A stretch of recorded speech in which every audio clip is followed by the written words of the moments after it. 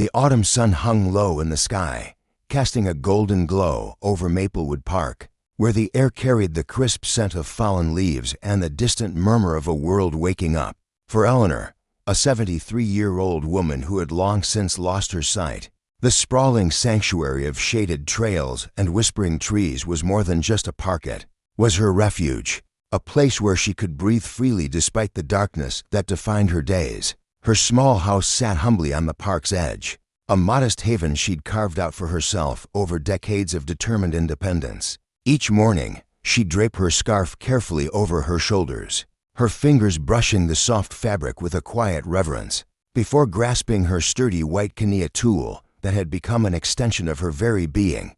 With it, she stepped into the world, her steps deliberate, her spirit unbroken. The rhythmic tap of that cane against the pavement was her anthem, a testament to her resilience, a melody that sang of a woman who had never let blindness strip her of her dignity or her freedom. Eleanor had grown accustomed to the whispers of her neighbors, their voices tinged with a mix of admiration and concern. They marveled at her tenacity, the way she moved through life with such quiet strength. But some clucked their tongues, murmuring that a woman her age blend no less howled wander alone in a place as unpredictable as Maplewood. She brushed off their worries with a gentle shake of her head. The park was her domain, etched into her memory like a map she could trace with her fingertips. Every twist of the path, every groan of the iron gate, every shift in the breeze that hinted at the changing seasons, it was hers, a world she'd claimed through sheer will. To Eleanor, the loss of sight had never meant the loss of self. She relished the solitude of her morning walks, the way the cool air kissed her cheeks, the faint rustle of leaves beneath her feet filling her with a peace that nothing else could rival. But Maplewood Park wasn't the idyllic haven it seemed on the surface. Beneath its serene exterior simmered a quiet tension, an undercurrent that pulsed through the community. Families picnicked on its lawns, joggers pounded its trails, but at night, clusters of restless teenagers gathered in shadowed corners, their laughter sharp and defiant, drawing grumbled complaints from nearby residents. Disputes flared up now, and then petty arguments over space or noise that sometimes escalated into shouted confrontations. There were unspoken rules, too, about which parts of the park to steer clear of after dusk. For Eleanor, though, the early hours after dawn were sacred, a time when the park belonged to her alone, its stillness wrapping around her like a comforting embrace. What few knew about Eleanor was that she wasn't entirely alone in the world. She had a son, Jack, a young police officer in the local precinct, whose ambition burned as brightly as her own stubborn resolve. He'd inherited her fierce sense of justice, her unyielding spine, but their lives had drifted apart over the years. His demanding shifts left little time for visits, and Eleanor, proud of his dedication, never wanted to weigh him down with her own needs. She carried on, her days shaped by routine, her heart quietly aching for the son she rarely saw but loved fiercely all the same. That morning started like any other. The air was brisk, tinged with the earthy bite of autumn. As Eleanor stepped onto the familiar path, her cane moved with practiced precision, tapping out a steady beat against the pavement as she followed the invisible map in her mind. The faint chatter of children in the distance mingled with the rustling leaves, a symphony she'd come to treasure. She was headed toward her usual spota-weathered bench beneath an ancient oak tree when a new sound pierced the calm. Heavy footsteps crunched against the gravel, deliberate and forceful, growing louder with every passing second. Eleanor paused, her cane hovering just above the ground, her senses sharpening. People passed through the park all the time, but these steps carried a weight, a purpose that set her nerves on edge. "Morning, ma'am," a gruff voice barked, jolting her from her thoughts. She tilted her head slightly toward the sound, her fingers tightening around the cane's worn handle. "Good morning," she replied, her voice steady but laced with caution. She could feel the man's presence now, looming closer, his tone cutting through the air like a blade. "You out here all alone?" he asked, and there was something in his words, a sharpness, a condescension that made her stomach twist. "Yes," she said simply, keeping her composure. "I've been walking this park for years. I know it well." A pause stretched between them, thick and uneasy, before she heard the faint shuffle of his boots. "Blind, huh? Brave of you to be out here on your own like this." His voice dripped with mockery. And Eleanor lifted her chin, a reflex born of years spent deflecting pity and patronizing remarks. "I'm perfectly capable of managing on my own," she said firmly. "Thank you for your concern." The man let out a low chuckle, but it wasn't warm or kind. It was a sound that grated against her ears, raising the hairs on the back of her neck. "Well, you better be careful," he said, his words hanging like a veiled threat. "Not everyone out here is as kind as me." Eleanor's grip on her cane tightened, unease blooming in her chest like a cold flower. She nodded politely, eager to escape the weight of his presence. "Thank you. I'll keep that in mind." She resumed her walk, the tap of her cane steadying her as she moved forward. But she could feel his eyes boring into her back, heavy and intrusive. The sound of his boots faded behind her, but the shadow of his words lingered, darkening the edges of her thoughts. When she reached the bench beneath the oak, she sank onto it, her usual sense of peace slipping through her fingers. Her mind churned, replaying the encounter's clipped edge to his voice, the way his laughter had carried a hint of malice. He hadn't threatened her outright, but there was something coiled beneath his tone, something that made her skin prickle. The breeze, once a soothing balm, now felt sharp and biting as it swept across her face. Eleanor sat there for a long while, trying to reclaim the calm that had been stolen from her. When she finally stood to leave, a quiet resolve settled in her bones. She wouldn't let this man with his heavy boots and heavier words rob her of the park she loved. But as she made her way home, the path ahead felt less certain. The familiar textures beneath her cane tinged with a new, unspoken tension. She couldn't have known it then, but that fleeting exchange was the spark that would ignite a firestorm, one that would ripple through her life and beyond, pulling her son Jack, the precinct where he worked, and the very heart of Maplewood into its orbit.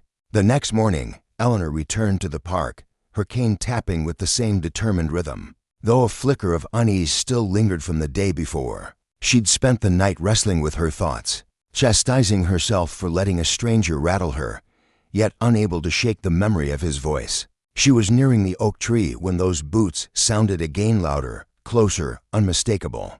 Her stomach clenched, but she kept walking, refusing to falter. "Well, if it isn't the park's most fearless visitor," the voice called out, thick with mockery. Eleanor stopped, her cane resting lightly against the ground as she turned her head toward him. "Good morning again," she said, her tone even, though irritation simmered beneath it. He stepped closer, the crunch of gravel under his boots grating against her nerves. "You always walk out here alone?"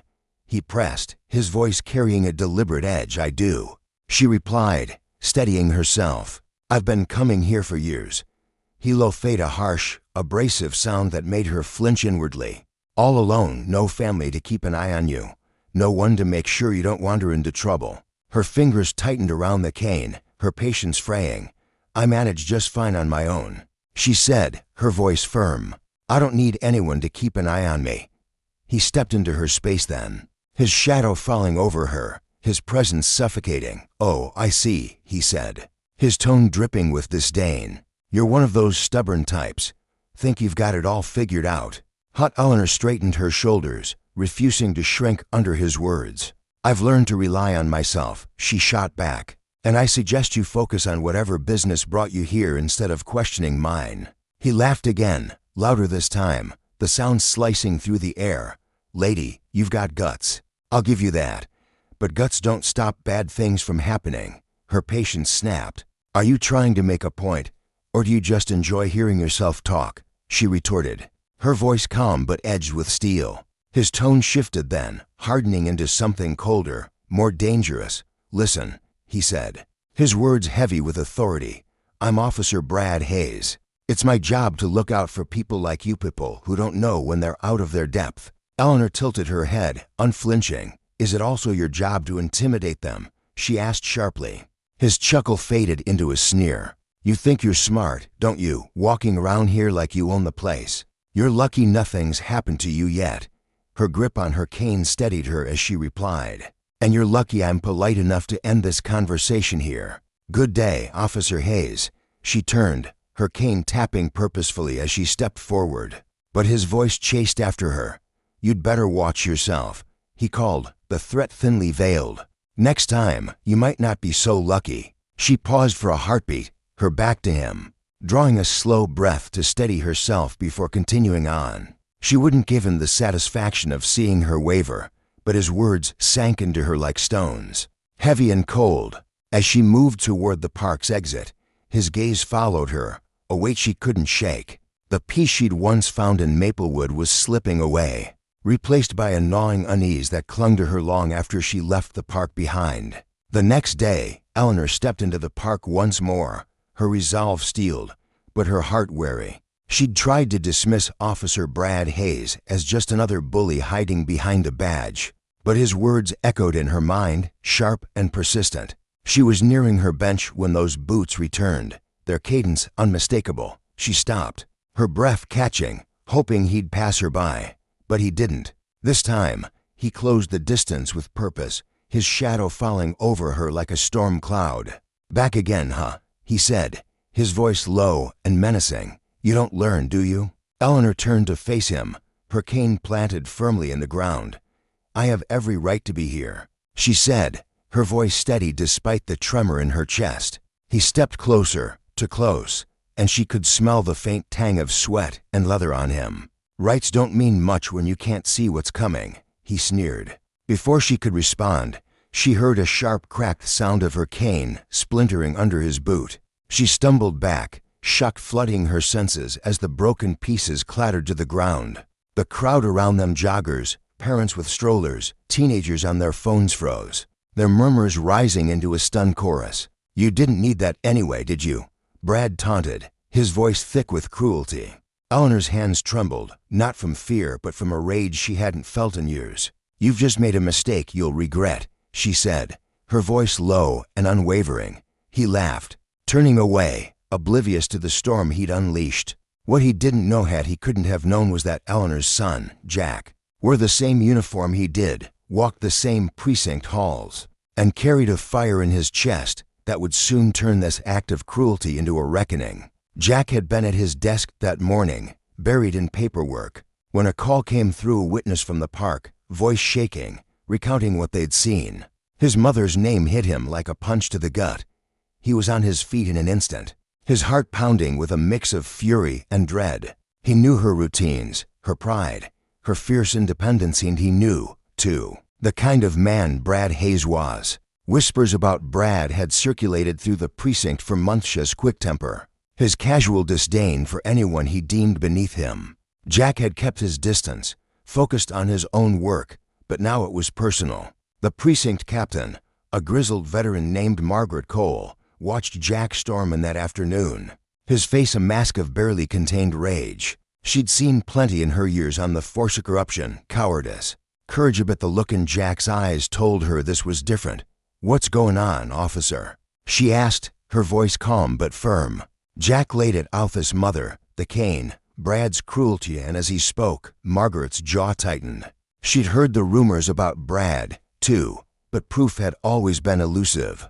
Now it was staring her in the face, and she knew the department's flaws, its clicks, its silences, its failures swear about to be dragged into the light. Brad strutted into the precinct later that day, oblivious to the eyes following him. He'd expected the incident to fade away, just another flex of power no one would challenge. But when Jack confronted him in the locker room, fists clenched, voice shaking with fury, Brad's smirk faltered. "You think you can touch my mother and walk away?" Jack growled, stepping closer. Brad shoved him back, laughing it off. "She's lucky that's all I broke." He spat. The room went silent, officers pausing mid-conversation, sensing the tension coiling tighter. Margaret stepped in before fists could fly, her presence commanding silence. "Hayes, my office. Now." Her tone brooked no argument. Inside, she didn't mince words. "You've crossed a line," she said, her eyes boring into him. "This isn't just about a Knie, it's about what you represent, and I won't have it in my precinct." Brad leaned back, smirking. "You don't have the guts to touch me," he said. "I've got friends higher up than you." Margaret's gaze didn't waver. "We'll see about that." The investigation that followed was swift and brutal. Witnesses from the park came forward, ordinary people who'd seen Brad's cruelty and couldn't stay silent. Jack pushed harder than anyone, poring over reports, gathering statements, his mother's quiet strength driving him forward. Eleanor, meanwhile, sat at home, her hands tracing the splintered remains of her cane, her mind replaying the moment she'd stood her ground. She'd never wanted to burden Jack, but now she saw the fire in him, the same fire she'd carried all her life, and it filled her with a bittersweet pride. Brad's downfall was inevitable. The evidence piled up, his arrogance unraveling his defenses. Margaret stripped him of his badge, her voice steady as she delivered the news.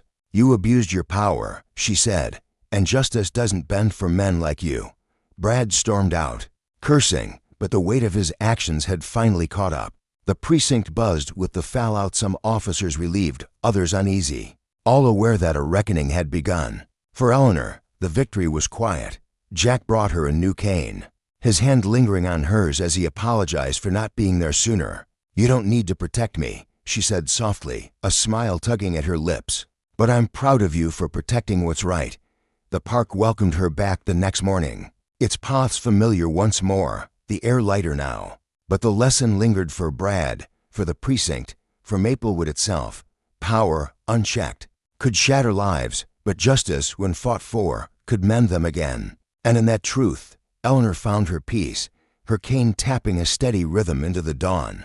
The morning air hung heavy with the scent of damp grass and blooming flowers as Eleanor made her way through the park, her cane tapping rhythmically against the uneven path. Each step was a quiet assertion of her independence, a testament to years spent navigating a world that often seemed determined to push her aside. Her frail hands gripped the worn wooden handle, knuckles whitening as the sound of boots crunching gravel approached from behind. "Simply passing by again, huh?" The voice sliced through the stillness, sharp and laced with a mocking edge that made her stomach twist. She didn't need to see his face to know who it was. Officer Brad Hayes, a man whose presence carried the weight of unchecked authority. Eleanor straightened her spine, her breath catching as she turned her head slightly toward the sound. "Good morning, Officer Hayes," she replied, her words clipped and deliberate, a thin veil over the unease bubbling beneath her calm exterior. She could feel his gaze boring into her, assessing her like a predator sizing up its prey. Brad stepped closer without hesitation, his boots scuffing the dirt as he invaded the small bubble of space she'd carved out for herself. "You're persistent, I'll give you that," he said, a faint smirk tugging at his lips, his tone dripping with amusement that felt more like a taunt than a compliment. "Still wandering around out here all by yourself, brave or maybe just foolish?" Her fingers tightened around the cane, the splintered grooves biting into her palm as she exhaled slowly, willing her racing heart to steady. She'd faced worse than fisticades of dismissive stares, whispered pity, and outright hostility had forged a resilience in her that Brad couldn't begin to understand. "I've managed just fine for years, officer," she said, her voice firm despite the tremor threatening to break through. "I don't need advice on how to live my life." The words hung between them, a quiet defiance she hoped would send him on his way. Instead, Brad let out a low chuckle, the sound rolling out of him like a dark wave. "Unsettling and cold. You've got some nerve, lady," he said, stepping even closer, his shadow falling over her. "But I wonder how much of that nerve you've got left when you're stripped of your little crutch." Before Eleanor could fully register the threat in his words, he moved swift and brutal. She felt the sharp yank as her cane was torn from her grasp, her fingers clutching at empty air. Her balance faltered, and she stumbled forward, her hands flailing until they caught the rough bark of a nearby tree. Her breath came in shallow gasps, her chest tightening as disorientation flooded her senses. "Give that back," she demanded, her voice quaking but fierce, a spark of fury igniting through the fear. Brad didn't respond with words. Instead, the air split with the sickening snap of wood breaking in two. The sound reverberated through her, sharp and final, like the crack of a judge's gavel sealing her humiliation. Eleanor froze, her mind reeling as the reality sank in her lifeline, her anchor in a world she couldn't see, reduced to useless fragments at his whim. Around her, the faint hum of the park's usual bustle shifted. A small crowd had gathered, their whispers weaving a tapestry of shock and cowardice. "Did you hear that?" one murmured. "Poor thing," another sighed, but their voices remained distant, hollow. No one moved to help. Among them stood a young mother, her hand gripping her son's so tightly his small fingers turned pink. She averted her eyes, her lips pressed into a thin line as if pretending she hadn't seen would absolve her of responsibility. A jogger in bright neon slowed his pace, his head turning for a fleeting glance before he quickened his steps, disappearing down the path as though the scene were a contagion he might catch. Eleanor's hands reached out blindly, searching for something steady herself against the vertigo threatening to pull her under. You think you can do whatever you want just because you've got a stick to wave around. Brad's voice cut through the haze, thick with disdain as he loomed over her. Not so confident now, are you? Her knees trembled as she lowered herself to the ground, fingers brushing against the jagged edges of her shattered cane.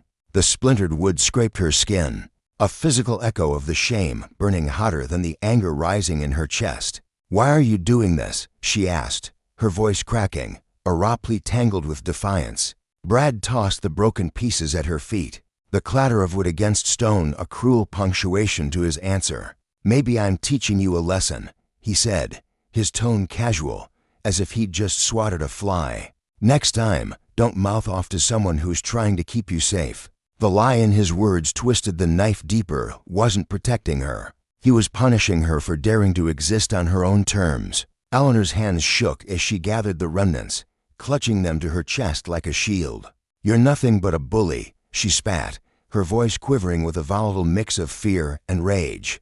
Brad leaned in close, his breath hot against her ear as he dropped his voice to a chilling whisper. "And you're just another blind old woman who doesn't know her place." The words landed like a slap, stripping away the last vestiges of her composure. He straightened, brushing off his uniform with a theatrical flourish, as though ridding himself of the distasteful chore she represented. "Good luck out there, Mum," he said, his voice dripping with false courtesy, before turning on his heel. His boots crunched against the gravel as he walked away, leaving her stranded in the wreckage of his cruelty. The murmurs of the onlookers swelled and faded like a tide, their words disjointed but heavy with judgment. "Did you see that?" One whispered. "She didn't deserve it," another muttered. "But what can we do? He's a cop." Eleanor's breath hitched, shallow and ragged, as she pressed the broken cane tighter against her chest. The weight of their pitying stares pressed down on her, a suffocating blanket she couldn't shake off. The park's her sanctuary, a place where the rustle of leaves and the chatter of birds offered solace had morphed into a stage for her public disgrace. She reached out, her trembling fingers finding the edge of a weathered bench. Gripping it for balance, she pulled herself upright, each movement a battle against the disorientation threatening to swallow her whole. From a distance, James, the young coffee vendor, watched the scene unfold with wide, horrified eyes. His cart stood parked near the park's entrance, the faint aroma of roasted beans drifting uselessly in the air. His phone trembled in his hand as he recorded the incident, the lens capturing every brutal detail from behind the flimsy shield of his counter. His heart pounded, a chaotic rhythm of outrage and fear, but his feet remained glued to the ground. He darted nervous glances at Brad's retreating figure, then back to Eleanor, her fragile form struggling to navigate the path without her cane. The weight of what he'd witnessed pressed down on him, a boulder on his chest. Yet the fear of retaliation kept him silent, rooted in place like the oaks lining the park. Eleanor's journey to the park's exit was a slow, deliberate march, each step a quiet rebellion against the chaos Brad had unleashed. The crowd thinned, their footsteps fading into the hum of the morning, leaving her to face the aftermath alone. When she finally reached her small house, she pushed the door shut behind her and leaned against it, her breath uneven and ragged. The broken pieces of her cane dug into her palms, the pain a sharp reminder of the morning's indignity. She sank into her armchair, the familiar creak of the springs a hollow comfort. Tears pricked at her eyes, hot and insistent, but she blinked them back, refusing to let them fall. Her sanctuary, once a bastion of peace, now felt like a cage, its walls closing in around her fractured spirit. Running her fingers over the splintered wood, Eleanor's mind churned with a storm of emotion anger at Brad's cruelty, humiliation at her public vulnerability, and a deep, gnawing despair at the betrayal of a system meant to protect her. How could someone sworn to uphold justice wield his power with such contempt? She'd faced adversity before, years of it, but this felt different, personal. A deliberate attempt to strip her of her dignity. Yet beneath the turmoil, a faint ember of resolve flickered to life. She wasn't broken, not yet. As she sat in the dim light of her living room, clutching the remnants of her independence, she had no inkling that this moment would ignite a chain of events far beyond her control. The silence of the house was shattered by the faint rumble of a car pulling into the driveway. Eleanor straightened slightly, her fingers curling around the armrest as the door creaked open. "Mom," Jack's voice cut through the stillness, laced with concern as he stepped into the living room. Tall and broad-shouldered, his police uniform still crisp from his shift, he carried an air of quiet authority that filled the small space. His sharp blue eyes swept the room before landing on her, narrowing as they caught sight of the broken cane draped across her lap. He crossed the floor in quick strides, kneeling before her and lifting the shattered pieces with careful hands. His jaw tightened, a muscle ticking beneath the skin as he examined the damage. "What happened?" he asked, his voice low and taut with barely restrained tension. Eleanor drew a deep breath, steadying herself against the flood of memory. "A police officer," she began, her tone measured but edged with an urgency that made Jack's head snap up. "He took my cane and broke out in the park, right in front of everyone." Jack's hands stilled, disbelief flashing across his face as he stared at her. "A cop, you're sure?" he pressed, his brow furrowing. Eleanor's lips pressed into a thin line, her gaze unwavering despite the darkness she lived in. "Yes, I'm sure," she said sharply. "He called himself Officer Brad Hayes, and he made it very clear he thought I didn't belong out there without someone to watch over me." Jack rose abruptly, pacing the room with restless energy, his boots thudding softly against the hardwood. His uniform, a symbol of the order he'd sworn to uphold, seemed to weigh heavier on his shoulders now, its starched fabric pulling taut across his back. "This is bad," he muttered, dragging a hand across the back of his neck, his fingers digging into the tense muscles. "Yes, it is," Eleanor shot back, her voice slicing through his unease like a blade. "And something needs to be done about it." Jack stopped mid-step, turning to face her, his expression a tangled mess of frustration and worry. "Mom, listen to me, this is about a misunderstanding." "Misunderstanding?" Eleanor's voice rose, sharp and incredulous, cutting him off mid-sentence. "Do you think I imagined him tearing the cane from my hands? That I broke it myself for some dramatic flourish?" Jack raised his hands, palms out in a defensive gesture, his eyes pleading for her to hear him. "I didn't say that," he countered quickly, but accusing a fellow officer. "Mum, this could get messy. You know how these things go. They'll circle the wagons, protect their own." Eleanor leaned forward in her chair, her sightless eyes narrowing as though she could see straight through him. "Are you telling me to let this go?" she asked, her tone icy with disappointment. "After what he did, after how he humiliated me." Jack sighed heavily, dragging a hand down his face, his calloused fingers rasping against the stubble on his jaw. "I'm saying you need to think about what comes next," he said, his voice strained.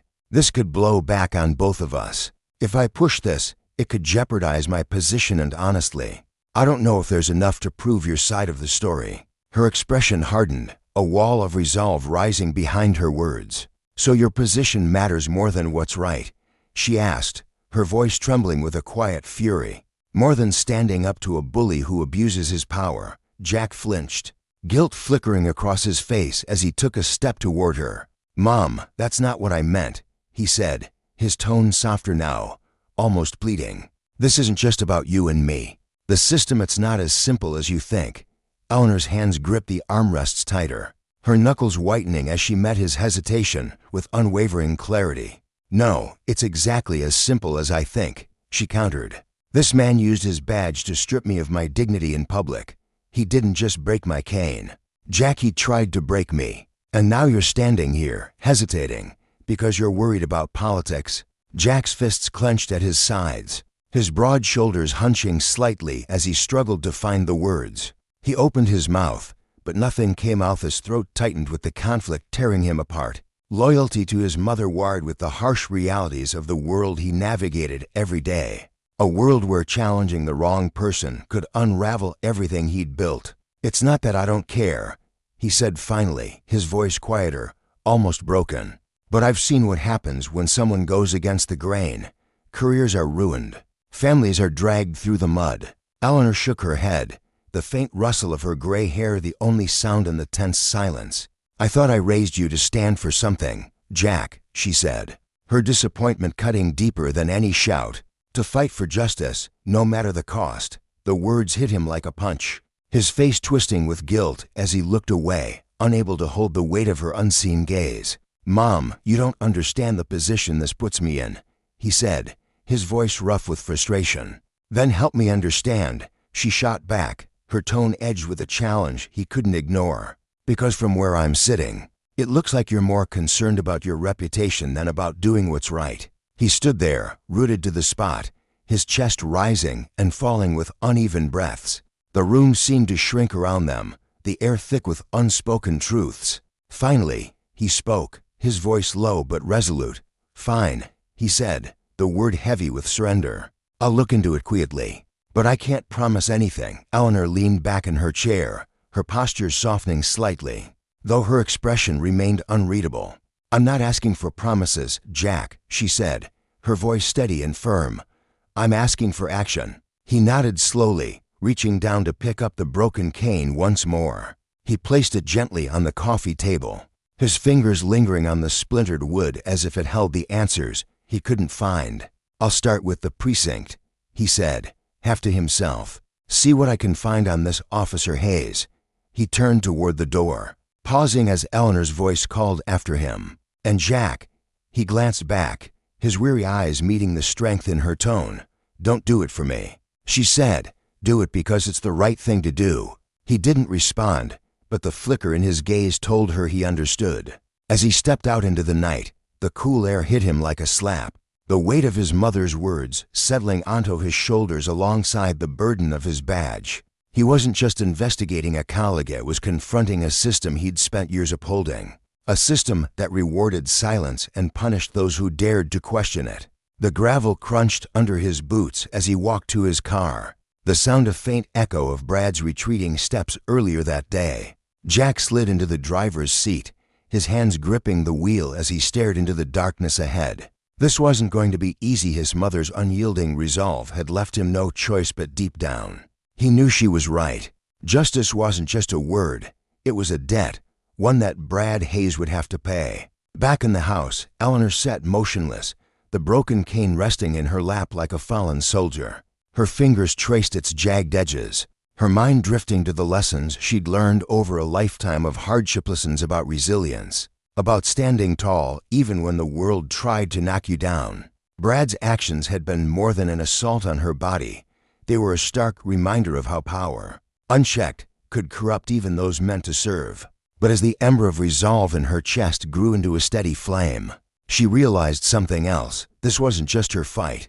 It was a reckoning, one that would ripple far beyond the quiet walls of her home, exposing the cracks in a system too long shielded by its own. The sun had barely crested the horizon when Jack Hollis arrived at Maplewood Park on that crisp March morning in 2025. His jaw was set like stone, a rigid line of determination, and his eyes darted across the familiar landscape with an intensity that belied his calm exterior. The park, once a sanctuary of quiet beauty with its towering oaks and winding paths, now thrummed with an electric tension that pulsed through the air. Jack's boots crunched against the gravel as he moved forward, each step heavy with the weight of what he knew his mother, Elena, had suffered here just a day ago. Her dignity stripped away in a moment of calculated cruelty.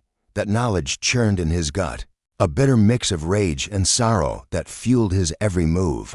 His first stop was the coffee cart stationed near the park's entrance, a weathered wooden stand that had become a morning ritual for early risers. James, the lanky college student who manned it, was already there, his hands busy arranging stacks of paper cups and fumbling with the lid of a steaming coffee urn. The young man's movements were methodical but tinged with a nervous energy, as if he sensed the storm approaching.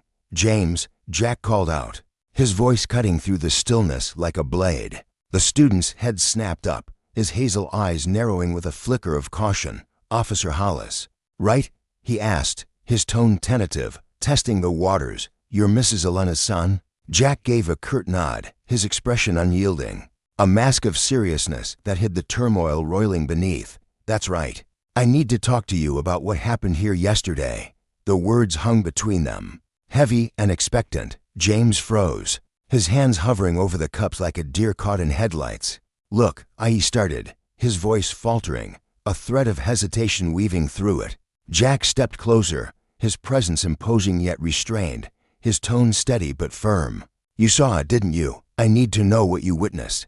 James shifted his weight, his sneakers scuffing the dirt as he cast quick, furtive glances around the park, as if expecting unseen ears to be lurking behind the trees. "I don't want any trouble, officer," he murmured, his voice barely above a whisper. It's not easy standing up to someone like him. The fear in his eyes was palpable. A young man caught between doing what was right and the instinct to protect himself. Jack softened his tone, leaning in slightly, his words laced with quiet conviction. "I understand that, James, but my mother deserves justice. What happened to her wasn't just a mistake, it was a deliberate violation of everything decent. You don't have to let him walk away from this." For a moment, James wrestled with himself, his brow creasing as conflicting emotions played across his face: fear, guilt, and a glimmer of resolve. Then, with a heavy sigh that seemed to deflate him, he reached into the pocket of his faded jeans and pulled out his phone. "I recorded it," he confessed, his voice low and reluctant, as if the admission itself was a betrayal. "I couldn't just stand there and watch it happen without doing something. But I didn't know who to trust with it. Cops don't usually turn on their own." Jack's jaw tightened at the jab, a flash of frustration sparking in his chest, but he swallowed it down. "You did the right thing," he said, his tone steady and reassuring. "Can I see it?" James hesitated only a heartbeat longer before unlocking his phone and handing it over with trembling fingers.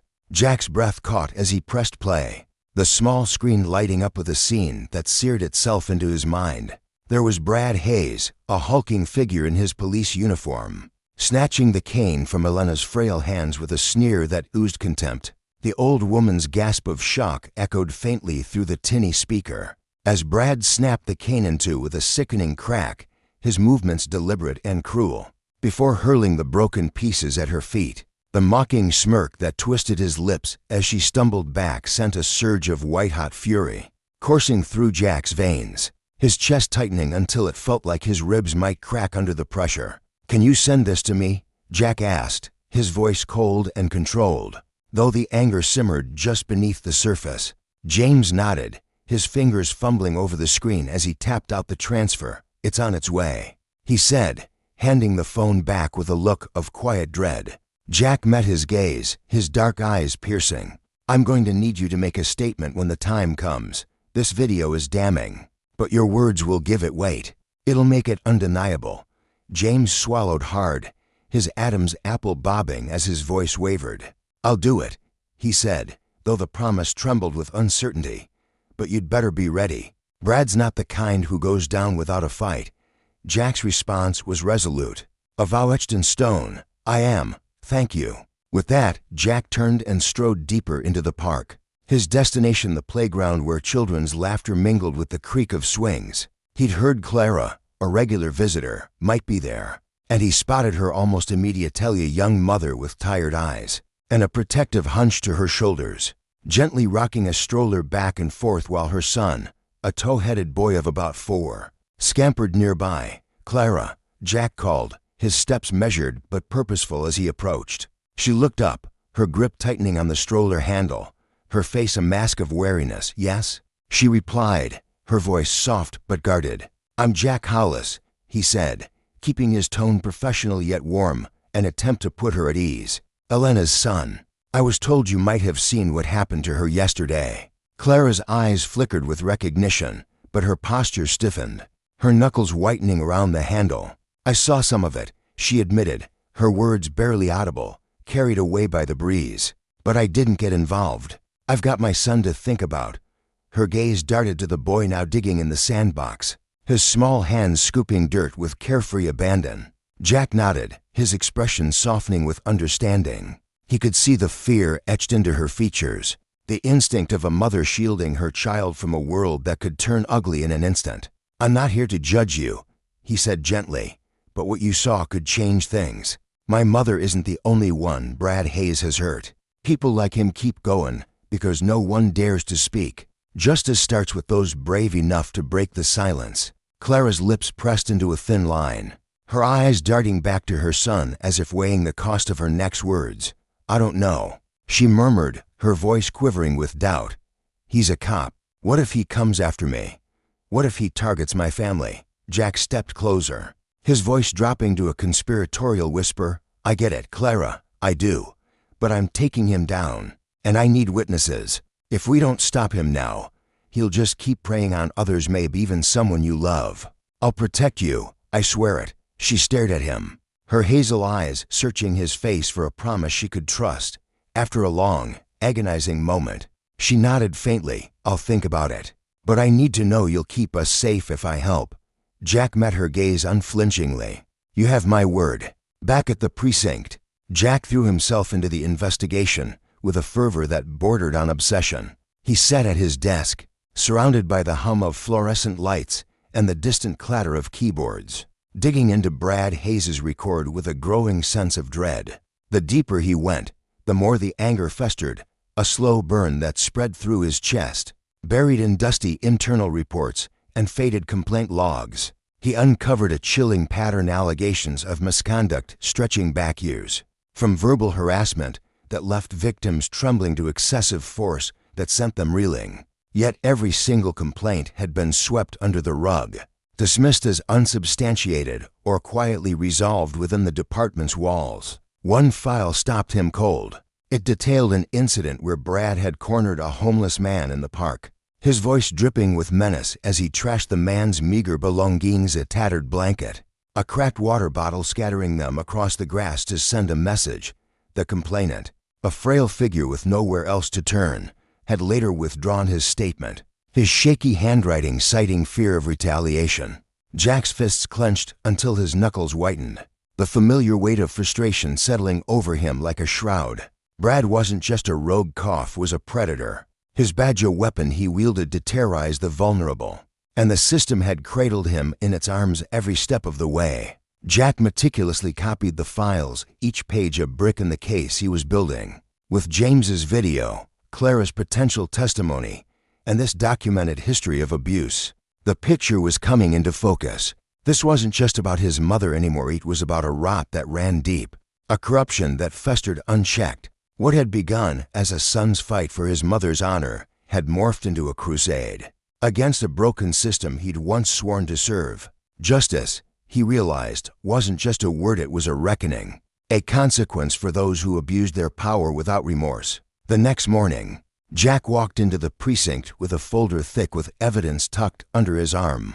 The usual buzz of activitaphones ringing, officers chatting felt oppressive, the air thick with a tension that prickled against his skin. He could feel the weight of eyes tracking him as he moved through the room, conversations dipping into hushed murmurs before resuming with forced normalcy. Word had spread, a whisper carried on the wind.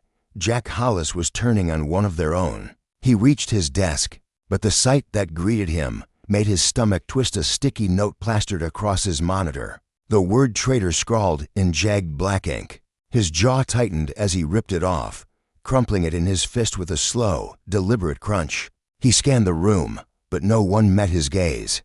Heads bowed over paperwork or turned toward coffee cups. With a flick of his wrist, he tossed the note into the trash and sat down, the silent hostility pressing against him like a physical force. "Hollis, my office, now." Captain Miller's voice boomed from across the room, sharp and commanding. Jack grabbed the folder and strode inside, shutting the door with a soft click that echoed in the tense silence. Miller, a grizzled veteran with salt and pepper hair and decades of wear etched into his face, leaned back in his chair, arms crossed tightly over his chest. "What's this I hear about you filing a complaint against Hayes?" he asked, his tone cutting, a warning wrapped in curiosity. Jack placed the folder on the desk with a quiet thud. "It's more than a complaint, Captain. I've got evidence, video, witness accounts, and a trail of misconduct in his file that goes back years." Miller didn't even glance at the papers, his eyes narrowing as he leaned forward, his voice dropping to a dangerous growl. Do you have any idea what you're stirring up? Hayes has been here over a decade. He's got friends, Hollis, powerful ones. Jack held his ground, his gaze steady and unyielding.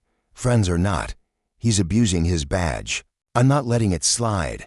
Miller sighed, rubbing his temples as if warding off a headache. Listen, you're a good cop. Don't throw that away over one bad incident. Hayes might be rough, but he gets results. This department can't afford another scandal right now. Jack's voice sharpened, slicing through the excuse. This isn't about the department's image. It's about doing what's right. He targeted my mother, Captain, in broad daylight. You think I can just walk away from that? The air crackled with tension, a standoff between duty and defiance. Finally, Miller leaned back, his expression hardening into something cold and resigned. Fine, but don't expect me to pull you out of the fire when this blows up. You're on your own, Hollis. Jack didn't flinch, his voice steady as steel. I don't need saving. He turned and left, the door closing behind him with a finality that lingered. As the day wore on, the hostility grew bolder, seeping out from the shadows. Another note appeared on his desk. Think about your career, its handwriting sloppier, more aggressive. His locker stood ajar when he checked it. His belongings dumped onto the floor in a chaotic heap and scattered. A photo of his mother crumpled at the edges. In the break room, a cluster of officers huddled together, their voices carrying just far enough to sting. Thinks he's better than us, one muttered. Probably chasing a promotion, another sneered. But he doesn't last a week. Jack kept his head high, ignoring the barbs. But the pit in his stomach deepened, a gnawing reminder of the cost he was paying. That evening, as he crossed the parking lot, he stopped short, his breath catching in his throat. His car sat there, its tires slashed to ribbons, the rubber shredded beyond salvage. His fists clenched, frustration boiling over into a raw, primal anger. You're making enemies. A voice said from behind him, calm but firm. Jack turned to see Sarah Monroe, a young officer with a no-nonsense air, leaning against a nearby car, her arms crossed casually. Her dark hair was pulled back tightly, her sharp eyes assessing him with a mix of curiosity and respect. Let me guess, Jack said, his tone biting. You're here to tell me to back off too? Sarah shook her head, a faint smirk tugging at her lips. No, I'm here to help. Jack raised an eyebrow, skepticism flickering across his face, but beneath it, a spark of hope ignited. Maybe he wasn't as alone as he thought. The fight for justicing the consequences of challenging power had just gained another soldier. Jack Hollis stood motionless in the locker room, his hands fumbling with the zipper of his duffel bag. The faint hum of flickering fluorescent lights buzzed overhead, casting a sterile glow across the chipped tiles and dented metal lockers. The air carried the stale scent of sweat and rust, a fitting backdrop for the tension brewing inside him. He barely registered the sound of boots clumping against the floor, until they stopped a few feet away, deliberate, heavy, and impossible to ignore.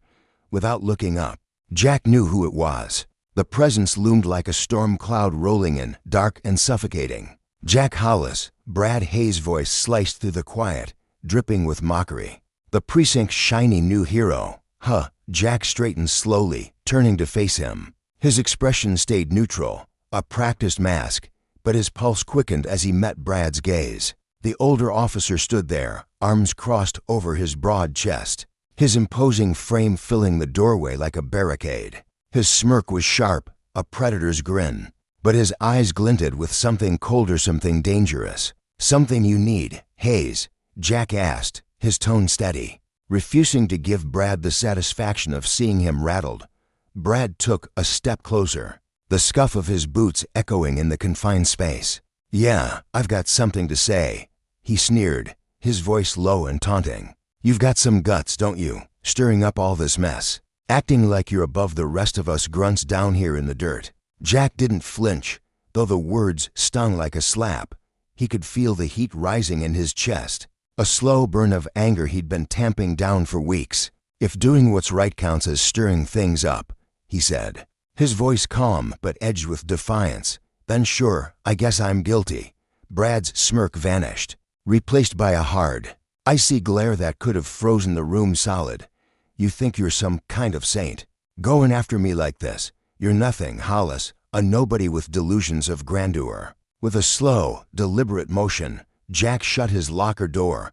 The metallic clang reverberated sharply.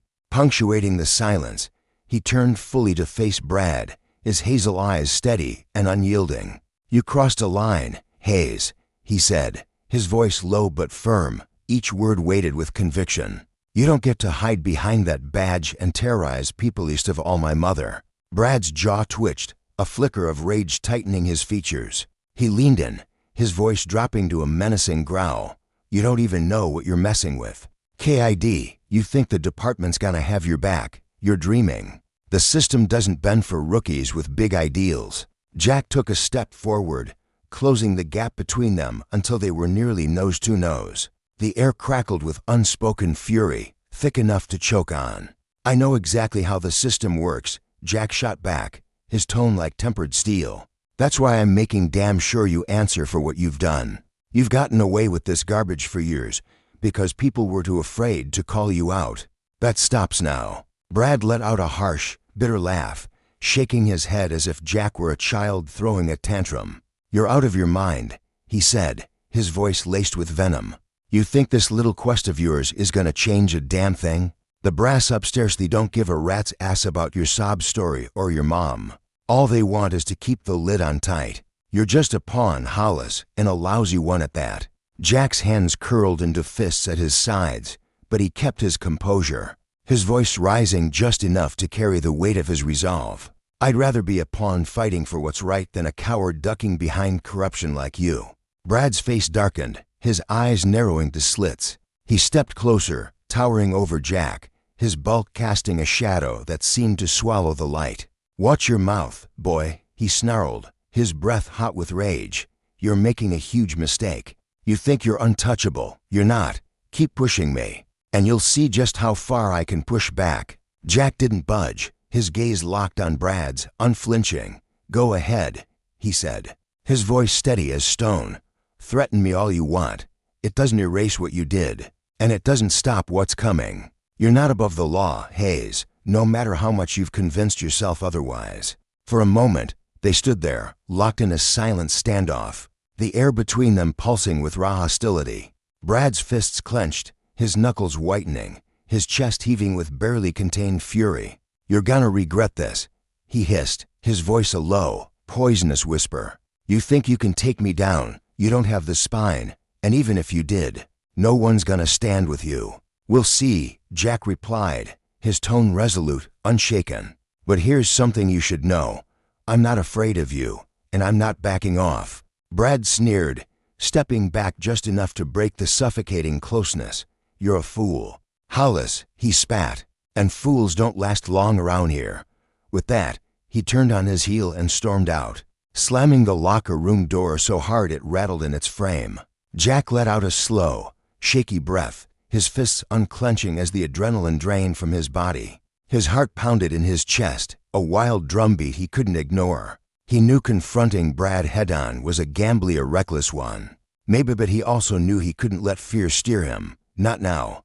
Not after everything. As he slung his bag over his shoulder and stepped into the dimly lit hallway, he spotted Sarah leaning against the wall, her arms crossed tightly over her chest. Her dark eyes flicked toward him, a mix of worry and admiration etched into her features. The faint hum of the precinct buzzed around them, phones ringing, voices murmuring, but it all faded as she spoke. "I heard the shouting," she said, her voice soft but steady. "That sounded rough." It was, Jack admitted, running a hand through his tousled hair. He could still feel the heat of Brad's glare burning into him, the weight of those threats lingering like smoke. "He's not gonna go down without a fight." He made that crystal clear. Sarah nodded, her expression hardening with a quiet resolve. "Guys like him never do.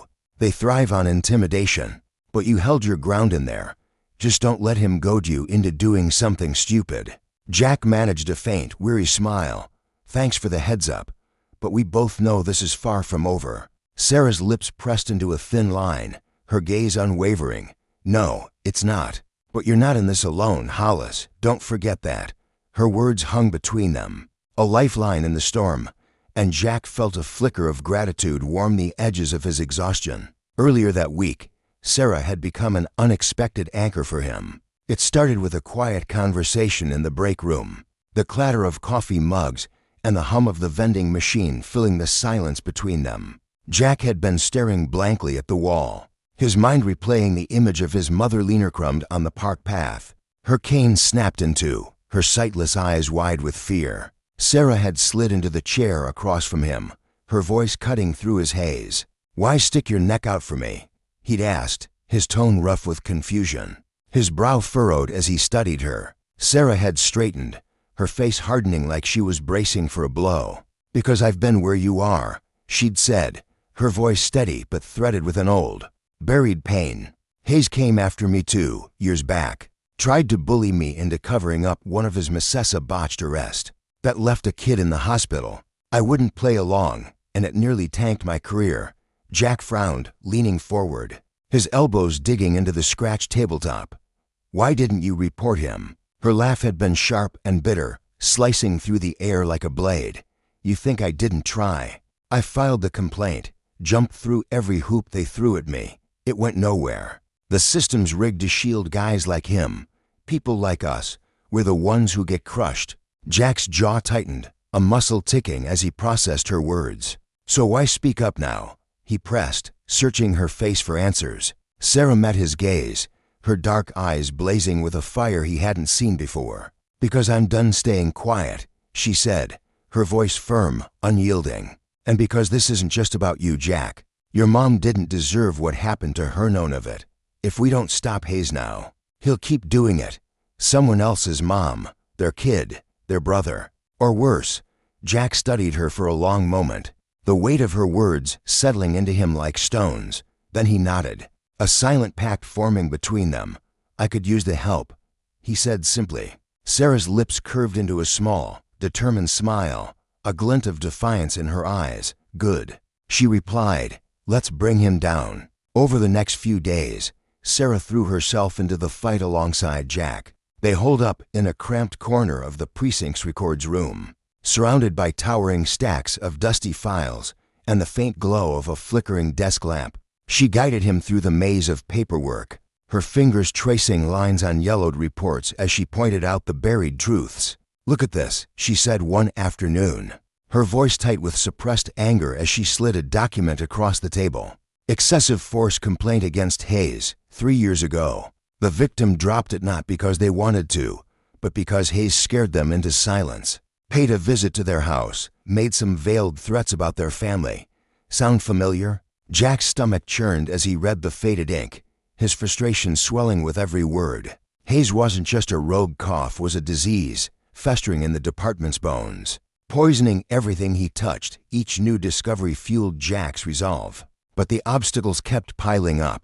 Captain Miller had sidelined him to desk duty, citing conflicts of interest, and the precinct had turned into a minefield of cold stares and hissed insults from colleagues who saw him as a traitor. Still, Jack pressed on, his mother's trembling voice echoing in his mind, urging him forward. One evening, as the sky outside darkened to a bruised purple, Jack and Sarah sat hunched over a cluttered table, their findings spread out like a battlefield map. Sarah leaned back in her chair, rubbing her tired eyes. "You know," she said, her voice quiet but heavy, "once this all goes public, it's gonna get ugly." "Really ugly?" Jack nodded, his face set in stone. "I didn't take this job to turn a blind eye," he said. "If standing up for what's right makes me a target, so be it." Sarah's lips twitched into a faint, approving smile.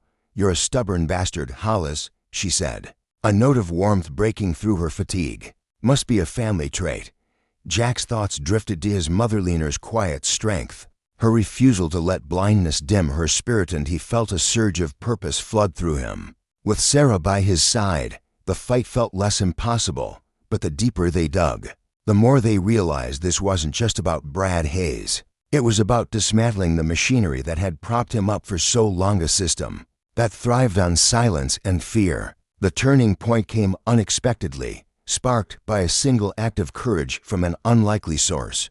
James, the coffee vendor who manned the cart outside the precinct, had been in the park that day. He'd seen it all, Brad's baton crashing down, Eleanor's cries, and he'd caught it on his phone. For weeks, he'd wrestled with the footage, his hands trembling every time he replayed it. James was no hero. He was just a weary guy in his 50s with a limp and a faded apron, trying to scrape by. But that night, sitting alone in his cramped apartment, the glow of his laptop screen illuminating his lined face, he made a choice. His fingers hovered over the keyboard, then typed out a simple caption. This is what happened to Eleanor Hollis, a blind woman just trying to enjoy a walk. Officer Brad Hayes thought this was okay. He hit post and watched the video ripple out into the world. Within hours, it exploded. Shares multiplied like wildfire, the grainy footage lighting up screens across Ross City. By evening, the local news had it on loop, the anchor's voice grave as the clip played, Brad's hulking figure looming over Eleanor, her frail form crumpling under his aggression.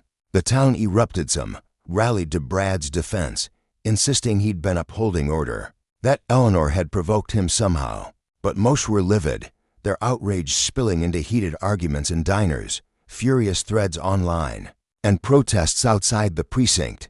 The video was raw, undeniable, a slap in the face to anyone who'd ever trusted the badge. Jack woke the next morning to a phone buzzing non-stop, texts of support mingled with venomous threats. At the precinct, the air was thick with tension. Some officers met his eyes with quiet nods, their faces etched with unease, while others glared, their whispers trailing him like shadows. He's dragging us all down with him. Should have kept it in-house. He's doing what we should have done years ago. Jack ignored it all, his focus zeroing in on the shouts coming from Captain Miller's office. The phone there hadn't stopped ringing, and through the glass, he saw Miller pacing, his face flushed a furious crimson. Hollis, Miller's voice boomed across the bullpen, sharp enough to cut through the chatter. In my office, no. Jack stepped inside, closing the door behind him with a soft click. Miller stopped pacing, slamming a meaty hand on his desk, papers scattering under the force. Do you have any goddamn clue what you've done? He roared, his eyes wild with fury. The mayor's office has called me 3 times today. The chief's chewing my ass out. And we've got reporters swarming the front steps like vultures. Jack stood tall, his voice calm but unyielding. I didn't post that video, Captain, but I'm not sorry it's out there. Miller's glare could have melted steel, but Jack didn't waver. He thought of his mother's bruised hands, her quiet sobs as she recounted the attack, and the lesson burned into him. Justice wasn't a gift, it was a fight. Hayes had abused his power, and the system had let him, shielding him while others suffered. That ended now, no matter the cost. Sarah's words echoed in his mind, you're not alone in this. And as the firestorm grew, Jack knew she was right. This wasn't just his battle anymore, it was a reckoning for everyone Hayes had broken, and for the corrupt roots that had let him flourish. The consequences of unchecked power were laid bare, and Jack would see it through, even if it tore the precinct and his life apart. Jack Hollis stood resolute, his voice cutting through the tense air of the precinct like a blade tempered by conviction. Maybe now the department will finally take action against Hayes, he said, his tone unwavering despite the storm brewing around him. His words carried the weight of a man who had seen too much swept under the rug, a man whose patience had eroded under the grind of unchecked corruption. Across the room, Lieutenant Miller's eyes narrowed into sharp slits, his face tightening with a mix of exasperation and warning. You're digging your own grave, Hollis, he snapped, his voice low but biting. Do you even grasp what's on the line here? This isn't just about Hayes, it's about the entire department's credibility. You're not just sinking him, you're pulling us all into the muck with him. Miller's fingers pressed against his temples, as if he could physically push away the headache Jack's defiance was causing. Jack didn't flinch, his gaze locked with Miller's, steady and unyielding, a quiet fire burning beneath his calm exterior. No, Lieutenant, he countered, his voice rising just enough to underscore his resolve. Brad Hayes sank this department the moment he let his badge become a weapon instead of a shield. He's the one who abused his power, not me. I'm just trying to drag us back up from the mess he made. His words hung heavy, a plea wrapped in a challenge, born from a deep-seated need to see justice done in it just for himself. But for everyone the system had failed. Miller exhaled sharply, a frustrated gust that seemed to carry the weight of years spent navigating the department's murky waters. He rubbed his temples harder, his jaw tight. "Fine, Hollis," he muttered, his tone grudging. "But you'd better pray you've got more than a mob's outrage to prop this up. If this collapse isn't a could, it's your neck on the line, not mine." The warning lingered like a shadow, a reminder of the precarious edge Jack was walking. That afternoon, the world shifted beneath Jack's feet. A local news station had caught wind of the story and reached out for an interview. He hesitated at first, the flickering doubts in his mind whispering about the risk his career, his reputation, the fragile trust of his colleagues. But the louder voice, the one that had kept him awake at night replaying his mother's humiliation, urged him forward. This wasn't just about her anymore. It was about exposing the rot festering beneath the department's polished surface. So he agreed, stepping into the small, overheated studio with a resolve that felt heavier than the badge pinned to his chest. The camera lights blazed down on him, their heat prickling his skin as he sat across from the anchor, a woman with a sharp gaze and a voice honed for cutting through noise. "Officer Hollis," she began, her tone professional yet edged with curiosity. "The footage of your mother's encounter with Officer Hayes has stirred up a firestorm. Why risk your career chasing this case?" Her question was a spotlight, pinning him in place, demanding he justify the chaos he'd unleashed. Jack drew a slow, deliberate breath, steadying the swell of emotion rising in his chest. "Because it's the right thing to do," he said, his voice clear and firm, each word a brick laid in the foundation of his truth. "What happened to my mother wasn't a fluke. It's a symptom of something bigger, misconduct that's been ignored for too long. We can't keep pretending it doesn't exist. It's time we faced it head on." His hands rested on his knees, clenched slightly, betraying the quiet fury simmering beneath his calm. The anchor tilted her head, her eyes narrowing as she pressed further. "Some argue Hayes was just doing his job keeping the park safe. How do you respond to that?" Her words were a jab, testing his composure, daring him to falter. Jack's jaw tightened, a flicker of anger flashing in his eyes, but he held his voice steady, measured. "I'd say there's nothing safe about yanking a cane from a blind woman's hands and leaving her helpless in front of a crowd. That's not protection, it's cruelty dressed up as authority. Hayes didn't uphold safety, he shattered it." His tone grew sharper, the memory of his mother's trembling voice echoing in his mind, fueling his words with a raw, unyielding edge. Leaning forward, the anchor's expression shifted, probing deeper. "But by taking this public, aren't you tarnishing the department's reputation?" Her question hung in the air, a subtle accusation wrapped in concern. Jack met her gaze unflinchingly, his resolve a steel thread running through every syllable. "Justice matters more than a shiny reputation. If we can't hold ourselves accountable, we shield men like Hayes instead of the people. We swore to protect them. What good is that reputation? The public deserves to trust us, and that starts with facing the truth, no matter how ugly it gets." His voice rose slightly, not in anger but in conviction, a plea for something better than the status quo. The interview stretched on, each question a new test of his determination, but Jack never wavered. By the time the cameras dimmed, his stance was unmistakable. He was in this fight to the end. No matter the personal cost, the fallout hit like a tidal wave. The precinct's phone lines buzzed incessantly, flooded with voices cheering Jack's bravery, others branding him a turncoat. Social media erupted. Hashtags like Justice for Leonor and Hold Them Accountable clashing with supporter cops, painting Jack as both hero and villain in a city split down the middle. That evening, he sat in his car outside his mother's modest home, the engine off, the silence pressing against him. His phone vibrated relentlessly on the passenger's seat, a chorus of notifications he couldn't bring himself to face. Through the darkened windows, he could just make out the faint outline of the living room where Eleanor waited. Steeling himself, he stepped inside, the familiar creak of the floorboards grounding him as he crossed the threshold. Eleanor turned toward him from her armchair, her sightless eyes seeming to pierce through him nonetheless. Her face was a tapestry of emotion sprayed warring with worry, etched into every line of her weathered skin. "I heard the interview," she said softly, her voice a quiet anchor in the storm swirling around them. Jack sank into the chair opposite her, exhaustion seeping into his bones as he let out a heavy sigh. "It's a mess, Mom," he admitted, his voice rough with the day's weight. The department's livid. Half the city's calling me a hero. The other half wants me gone. I don't even know what to feel anymore. His shoulders slumped. The burden of his choices pressing down like a physical force. Eleanor's lips curved into a faint, knowing smile. A glimmer of resilience shining through her frailty. "And what do you think, Jack?" she asked, her tone gentle but firm, cutting through his doubt like a lighthouse beam through fog. He lifted his gaze to meet hers, searching her face for the strength he'd always found there. "I think this had to happen," he said, his voice steadying as he spoke. "But it's going to get uglier before it gets better. I just hope I'm ready for it." His hand tightened around the armrest, a silent vow to see it through. Eleanor reached out, her trembling fingers finding his with unerring precision.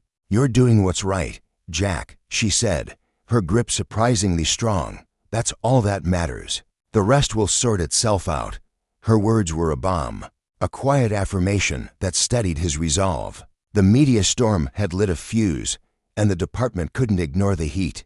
Under a barrage of public outrage and pressure from city officials, they announced an official investigation into Brad Hayes. The precinct's internal affairs office buzzed with a frenetic energy, a hive stirred into action by the unrelenting scrutiny. Jack sat in a stark, windowless room, facing to investigators are a seasoned woman with eyes like a hawk, and Torres, a younger man whose quiet intensity belied his inexperience. He slid a thick folder across the table, his movements deliberate.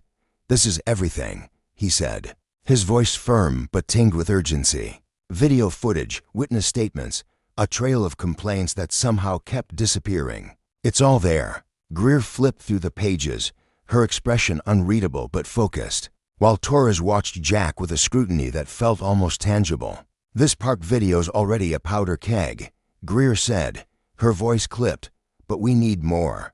Witnesses are the backbone here." "They're ready," Jack assured her, leaning forward slightly. "James, the vendor who filmed it, will testify. Clara's on board too, even though she's terrified Hayes will come after her." His fingers tapped the table, a restless rhythm born of frustration and hope. Torres tilted his head, a faint smirk tugging at his lips. "Smart, getting Clara. She's Soledad's weight. But let's talk about Hayes. He's already spinning his own story." His tone was casual, but his eyes were sharp, gauging Jack's reaction. Jack's jaw clenched, a muscle twitching as he fought to keep his composure. "What's he saying now?" he asked, though he could already guess the shape of the lie. Greer sighed, leaning forward with a weariness that spoke of too many battles like this one. "He's claiming Eleanor provoked him, says she was hostile, wouldn't cooperate.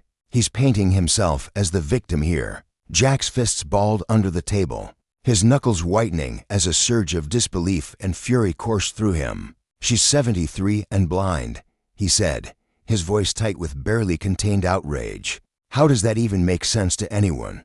The image of his mother, small, vulnerable, stripped of her dignity, flashed in his mind, stoking the fire in his chest. Greer raised a hand, her gesture calm but commanding. "We see through it, Hollis. It's flimsy. But Hayes has Allie's people with pull. They're already nudging the focus onto Eleanor's supposed behavior, away from what he did." Her tone was steady, but her eyes held a glint of determination that matched Jack's own. He exhaled sharply, forcing himself to unclench his fists, to channel the anger into purpose. "Then we push harder," he said, his voice low and resolute. "I've got someone else who can tip the scales." Later that day, in the dim, cluttered break room, Jack met Sarah, a fellow officer whose quiet demeanor hid a steel core he'd only recently come to appreciate. She handed him a sealed envelope, her movements quick but deliberate. "This is my statement," she said, her voice steady despite the tension radiating from her. "Everything I've seen, Hayes' threats, his cover-ups, the way the department's let him slide for years, it's all in there." Jack studied her face, noting the tightness in her jaw, the flicker of fear in her eyes quickly masked by resolve. "You're sure about this?" he asked, his tone soft but serious. "Once this goes on record, there's no turning back." "I'm sure," Sarah replied, her voice hardening with conviction. "He threatened me, cornered me after I saw him rough up a kid who didn't deserve it. I stayed quiet then, and I've hated myself for it ever since. Not this time." Her chin lifted slightly, a defiance that deepened Jack's respect for her. He nodded, a quiet gratitude settling over him. "Thank you, Sarah. This could change everything." The envelope felt heavy in his hands, a tangible piece of the fight he'd started. The next day, Internal Affairs summoned Hayes for questioning. Jack lingered outside the room, peering through the small window as Greer and Torres faced off against the man who'd sparked this reckoning. Hayes sat with his arms crossed, his posture radiating arrogance, as if the evidence piling up against him was nothing more than an annoyance. "This is a witch hunt," he sneered, his voice thick with contempt. "That video's a joke taken out of context. She was out of line, wouldn't listen. I had no choice." Greer arched an eyebrow, her expression cool and unimpressed. "No choice but to snatch her cane and snap it in half in front of witnesses?" she asked, her tone dripping with skepticism. Hayes shrugged, a casual gesture that belied the sweat beading on his brow. She was erratic. "I had to calm things down." His words were flippant, but his smirk faltered under the weight of their stares. Torres leaned in, his voice sharp. "By humiliating a blind woman in broad daylight. That's your idea of calming things down?" His question was a blade, cutting through Hayes's bravado. Hayes shifted in his seat, his confidence cracking just enough to be noticeable. "You don't get it," he snapped. "Out there, people like her, they don't respect the badge. They push you, test you. I did what I had to." Greer exchanged a quick, knowing glance with Torres before sliding a thick file across the table. "Let's talk about your record, Officer Hayes," she said, her voice icy. "This is no one-off. Excessive force, verbal harassment, power trips complaints stretching back years. Want to explain that?" For a fleeting moment, Hayes's mask slipped, his eyes darting to the file before he leaned forward, his tone turning belligerent. "Those were thrown out for a reason. I did my job better than most. You're just fishing. Or maybe they were thrown out because you scared people into dropping them." Greer shot back, her gaze unyielding. "That stops now." Outside, Jack paced, his boots scuffing the worn linoleum as frustration gnawed at him. When Greer finally emerged, her face was a blank slate, giving nothing away. "How'd it go?" he asked, his voice tight with anticipation. "He's digging in," she said, her tone clipped but confident. "But his story's crumbling. The video, the witnesses, his own record, we've got him boxed in." "Good," Jack replied, a flicker of relief cutting through his tension. "What's next?"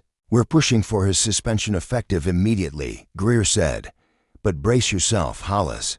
Hayes and his buddies won't go quietly. This fight's far from over." "I'm ready," Jack said, his voice a quiet vow, steel woven through every word. By day's end, the news broke. Brad Hayes was suspended pending the investigation's outcome. The city erupted against him, cheered the decision as a long overdue reckoning, while others rallied behind Hayes, decrying it as an attack on law enforcement. At the precinct, the rift widened. A few officers offered Jack hushed words of support, their nods subtle but sincere. Others glared as he passed, their hostility a tangible weight. "You think you've won," one muttered, his voice low and venomous. "You've just painted a target on your back." Jack kept walking, the words brushing off him like ash, though the gravity of his position settled deeper into his bones. That evening, he met Sarah outside the precinct, the sky bruising into dusk as she handed him a coffee, her expression a mix of fatigue and defiance. "They're circling the wagons," she said quietly. "Hayes's friends are already whispering, saying you're the problem, not him." "Let them talk," Jack replied, his voice steady despite the weariness tugging at him. "The truth's out now. They can't bury it again." Sarah nodded, a faint smile breaking through her tension. "You've started something big, Jack. Scary as hell, but big." He took a sip of the coffee, the bitter warmth grounding him. "Yeah," he murmured, his gaze drifting to the horizon. "And it's only the beginning." In the days that followed, the investigation churned forward, each revelation a crack in the facade of power Hayes had built. Jack's fight had exposed more than one man's since it had laid bare the cost of silence, the fragility of trust, and the enduring lesson that justice, though hard-won, was the only foundation worth building on. For every abuse of power, there was a consequence waiting. A truth Jack and his allies would ensure could no longer be ignored. Jack leaned heavily against the hood of his car, the cool metal pressing into his palms as he cradled a steaming cup of coffee. The bitter aroma mingled with the crisp night air, grounding him after the whirlwind of the day. Across from him stood Sarah, her arms crossed tightly over her chest, her sharp eyes glinting with a mix of exhaustion and triumph. "You did it," she said, her voice cutting through the quiet like a blade, steady and sure. Jack exhaled, his breath fogging briefly in the dim glow of the streetlights. "It's a step," he replied, his tone measured but laced with a flicker of hope. He took a slow sip of the coffee, the heat searing his throat as he mulled over the enormity of what they'd achieved. But Hayes isn't going down without a fight. He's already weaving a web of lies to shield himself, spinning stories faster than we can counter them. Sarah tilted her head, her lips curling into a faint, defiant smirk. "Let him try," she said, her words dripping with resolve. "The truth's on our side now, Jack. The department can't ignore this anymore. He's not going to bully his way out of this one at this time." Her confidence was a lifeline, pulling Jack from the depths of his own doubts. He met her gaze, feeling the weight of her words settle into his bones. His grip tightened around the cup, the warmth seeping into his hands as his determination solidified. "Thanks for standing with me, Sarah," he said, his voice low but thick with gratitude. "I couldn't have faced this storm alone." She shrugged, her expression softening for a fleeting moment. "You're not alone," she replied simply, her tone carrying an unspoken promise. Then, with a spark of fire in her eyes, she added, "And trust me, we're just getting started." Hayes' suspension had been a hard-won victory, a crack in the armor of corruption that had festered too long. But Jack knew it was only the opening salvo in a war far from over. Ahead loomed the jagged peaks of legal battles, the department's stubborn resistance, and the gnawing uncertainty of what Hayes might do next. Justice, he was learning, was a relentless bee-stone that demanded everything and promised nothing. A few nights later, Jack sat hunched over his cluttered desk, the faint hum of the precinct buzzing faintly through the walls. Case files were strewn before him, their edges worn from his restless fingers. The glow of his phone screen cut through the dimness as a new message buzzed in, jolting him upright. His pulse quickened as he read the words, "You don't know who you're messing with. Back off, or someone gets hurt." The threat hung there, stark and menacing, sinking into him like ice water. This wasn't just a warning anymore, it was a promise of violence, sharp and personal. His hands trembled slightly as he forwarded the text to Sarah, then dialed her number with an urgency he couldn't mask. "Hayes is escalating," he said the moment she picked up, his voice taut with adrenaline. "This isn't just noise anymore." On the other end, Sarah's response was immediate, her tone razor-sharp. "We need to take this to internal affairs now, Jack. This isn't harassment, it's a direct threat." Her words crackled with urgency, mirroring the storm brewing inside him. "Not yet," Jack countered, his mind racing. "I need to make sure my mom's safe first. I'll deal with you tomorrow. Tonight, I'm heading to her place." The thought of Eleanor alone, vulnerable to Hayes' wrath, twisted his gut into knots. When he pulled up to his mother's modest house, the night felt heavier, the shadows deeper. Something was off, could feel it before he even stepped out of the car.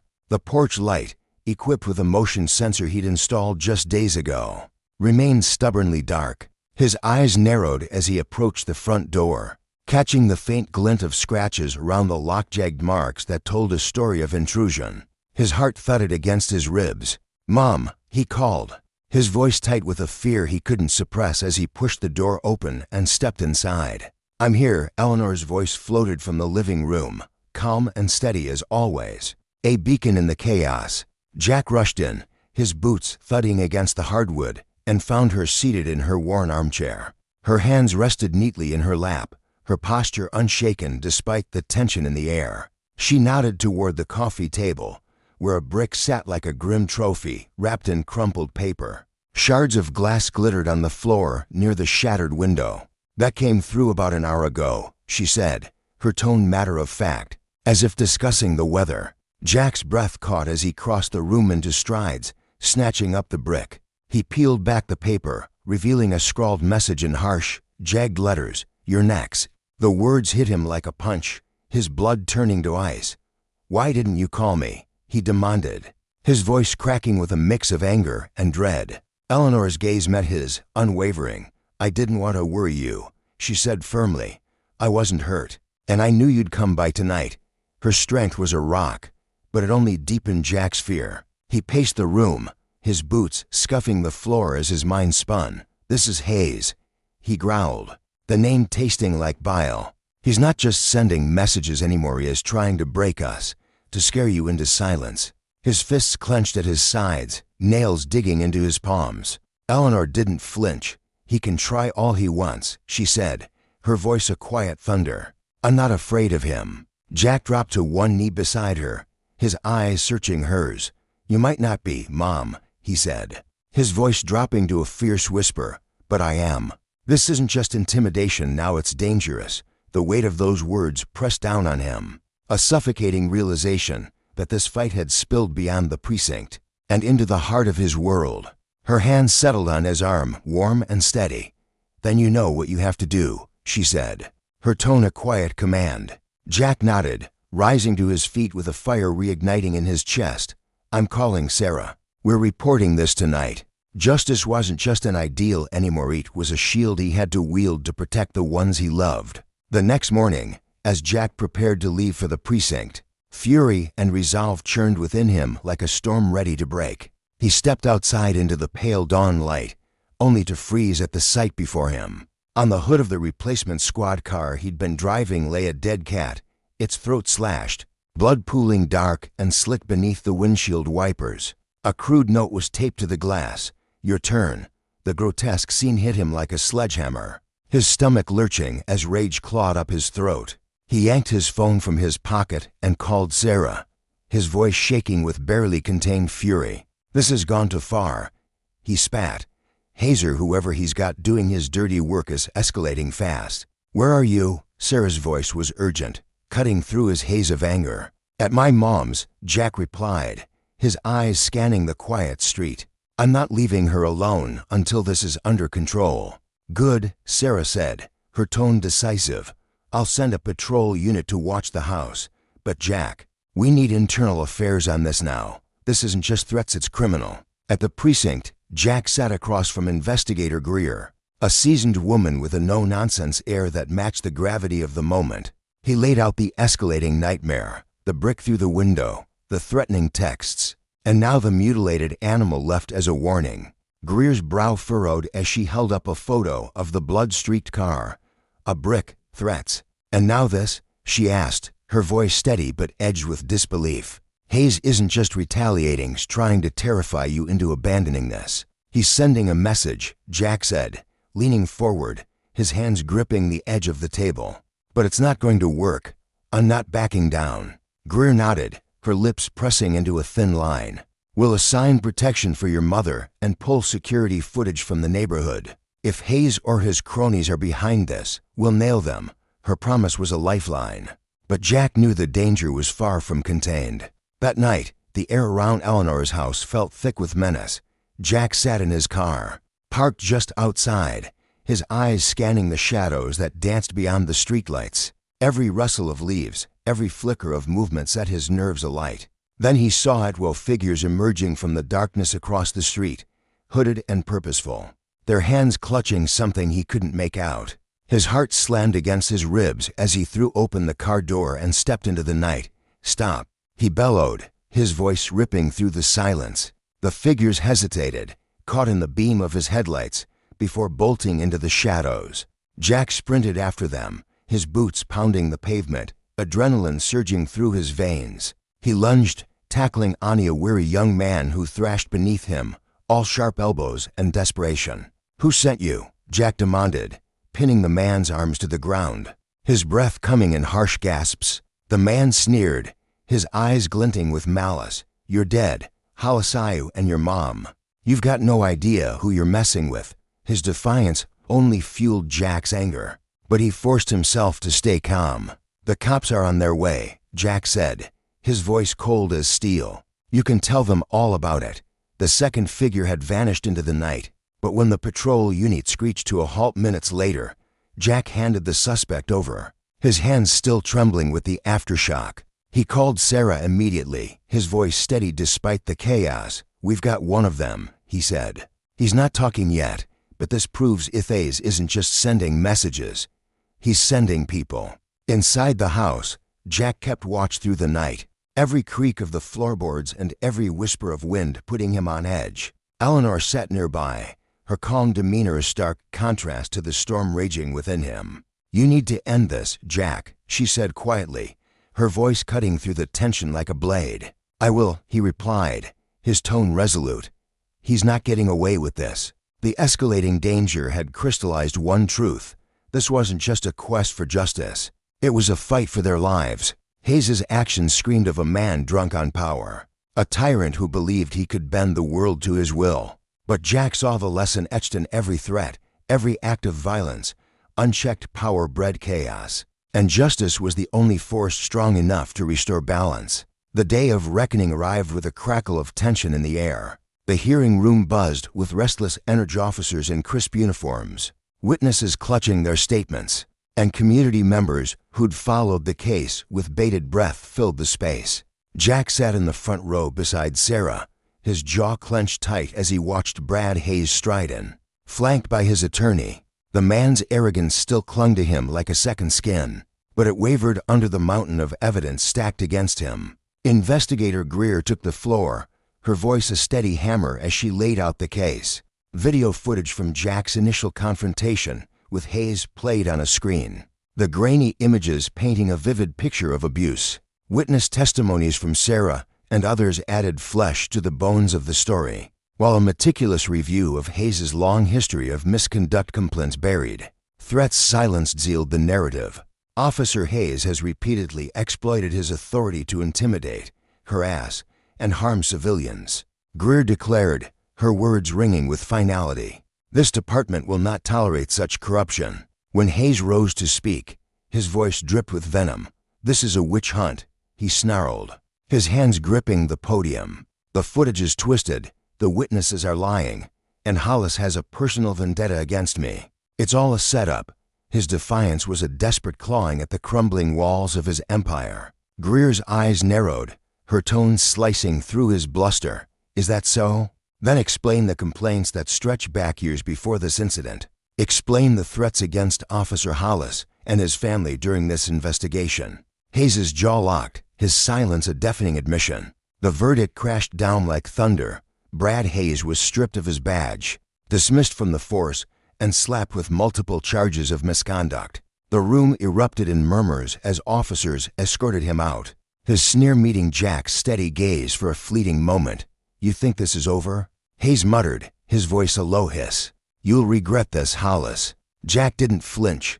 "No, Hayes," he said calmly, his voice a quiet blade. "You're the one who'll regret it." The words were a vow, a testament to the justice they'd clawed from the jaws of corruption. Later, the department faced the public at a press conference, Captain Miller standing tall amidst the flashing cameras. "The actions of Officer Brad Hayes do not reflect this department's values," he said, his voice firm. "We're committed to accountability and transparency. To that end, we're implementing reforms to ensure this never happens again." The promise hung in the air, a fragile hope amid the wreckage. Jack stood among the crowd, arms crossed, feeling the weight of the moment. The reforms were a start, a flicker of light in the darkness, but the unease radiating from his colleagues was palpable. Some offered nods of quiet respect, their eyes meeting his with a grudging admiration. Others turned away, their silence a wall he couldn't breach. Back at the precinct, the isolation stung deeper. His locker stood empty, its contents removed without a word, a final petty jab from those who resented his stand. A note was taped to the door. "Hope you're happy." Jack crumpled it in his fist, tossing it into the trash as Sarah approached, her presence a steady anchor. "You knew this was coming," she said, her voice low but firm. "Yeah," Jack admitted, his shoulders slumping slightly. "Doesn't make it easier." Sarah stepped closer, her gaze unwavering. "You did the right thing, Jack. Whether they see it or not, you stood up when it mattered. That's what counts." He nodded, drawing strength from her words. Hayes's fall was a victory, but it was also a mirror reflecting the cost of power wielded without conscience, and the courage it took to demand justice. For Jack, the fight had been about more than one man's corruption. It was about the fragile line between order and tyranny, and the consequences that rippled when that line was crossed.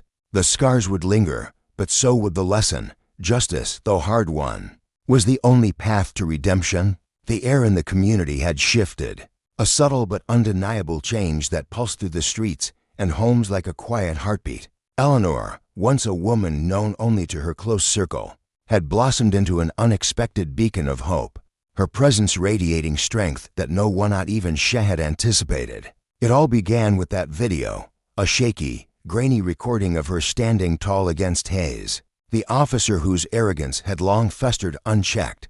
Her voice, steady despite the tremor in her hands, had cut through the noise of the confrontation, igniting whispers that grew into roaring discussions about the deep-seated flaws in those meant to uphold the law.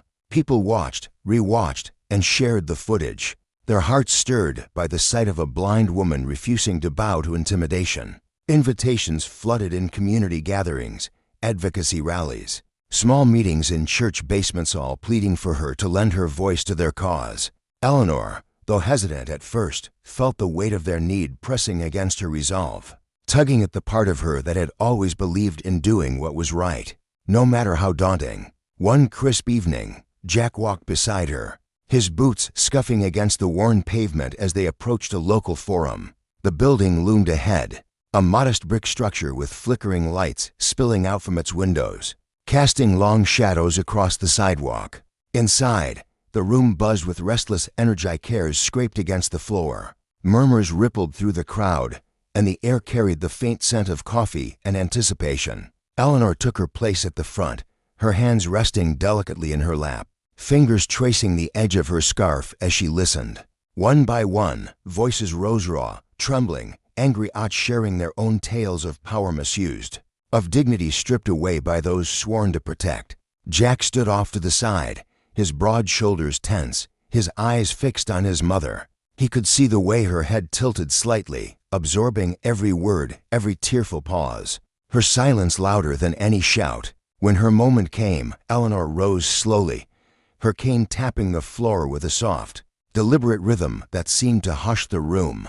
The crowd leaned in, breathless, as she steadied herself, her sightless eyes somehow piercing through them all. "I'm not here because I'm strong," she said, her voice low but unwavering, "or because I'm brave. I'm here because someone tried to steal my dignity, tried to make me small, and I said no. But this isn't just my fight, it's ours. It's about all of us rising up, speaking out, demanding more from those who wear badges and wield power they don't deserve." Her words hung in the air, heavy with truth, and then the room exploded. Applause thundered against the walls, a wave of sound that crashed over Jack, swelling his chest with a pride so fierce it almost hurt. His mother had always been his anchor, quiet, steady, unyielding, but this was her stepping into a light he'd never seen her claim before, commanding a sea of faces with a courage that felt ancient, unbreakable. The aftermath of Hayes' downfall was a jagged thing, a victory laced with thorns. The man was gone, stripped of his badge, his authority, but the wounds he'd carved into their lives lingered like ghosts. For Jack, work became a battlefield of its own. The precinct, once a place of camaraderie, now bristled with cold stares and muttered accusations. Colleagues who'd once clapped him on the back now kept their distance, their silence a wall he couldn't breach. Others were bolder, their words sharp and venomous, blaming him for the shadow cast over the department's name. One afternoon, the air thick with the hum of fluorescent lights, Captain Miller summoned him. The office was sparse, all hard edges and faded paint, the kind of place that swallowed warmth. Miller sat behind his desk, his chair creaking as he leaned back, his weathered face etched with reluctant respect. "You've done good work, Hollis," he said, his tone gruff, begrudging. "But don't think this place will forget anytime soon. Memories here run long and deep." Jack met his gaze, unflinching. "I never expected it to be easy," he replied, his voice steady as he stood to leave. "I'll watch my back." Miller's eyes narrowed, a flicker of something admiring, maybe passing through them. "You always do." That evening, the porch of Eleanor's house became their refuge. The cool breeze swept through, rustling the brittle leaves piled in the yard, carrying the earthy scent of autumn. Jack sat beside her, his elbows resting on his knees, staring out at the fading light. Eleanor broke the quiet first, her voice soft but probing. "You've been awfully still tonight."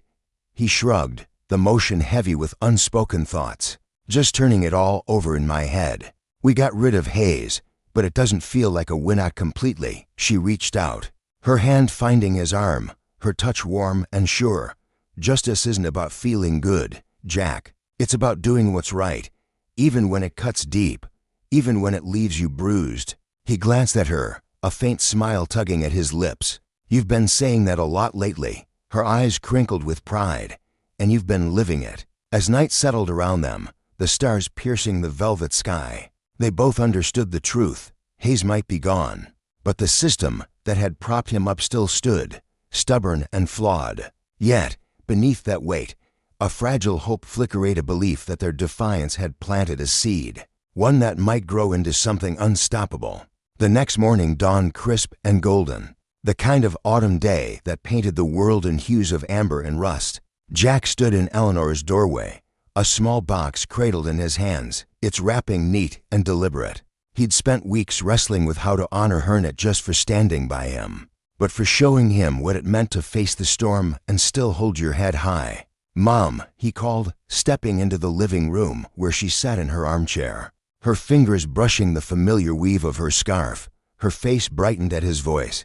"Jack, you're early today. I wanted to give you something," he said, setting the box before her. Her hands moved toward it, tentative at first, fingertips grazing the smooth paper as if testing its reality. "What's this?" she asked, curiosity threading through her tone.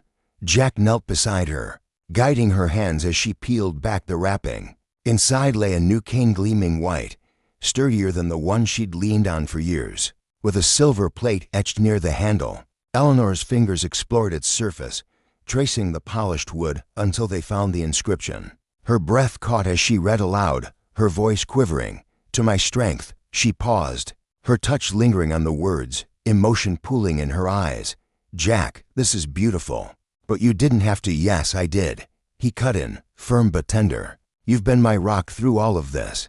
When everything went dark, you didn't just stand there, you pushed me to keep going."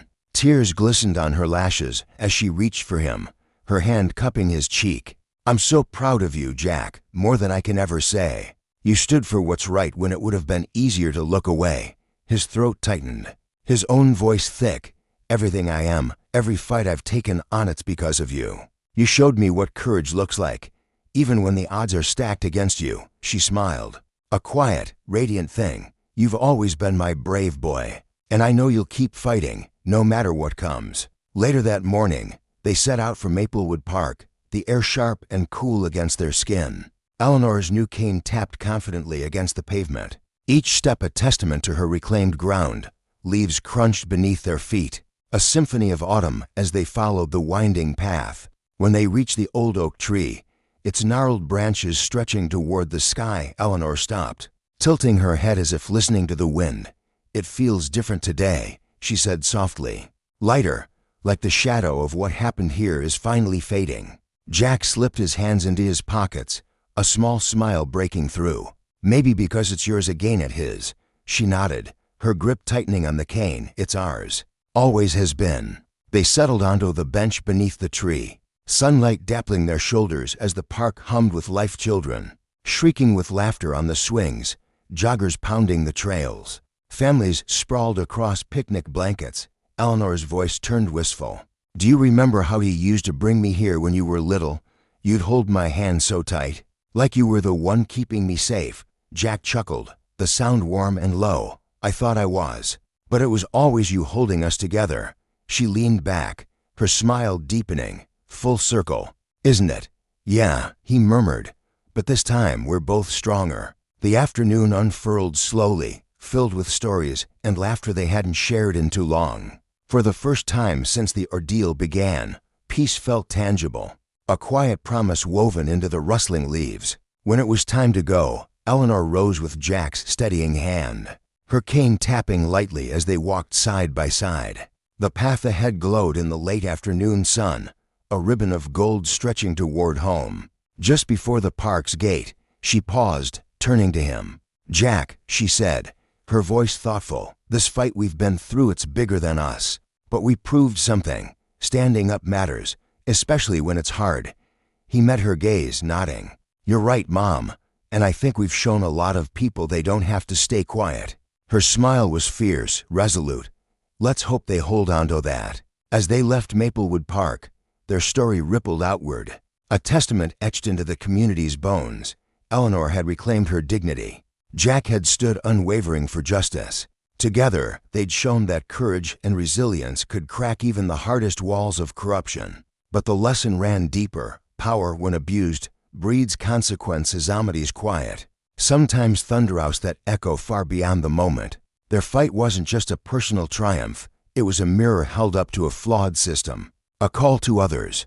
That justice isn't a gift bestowed, it's a fire kindled by those brave enough to demand it.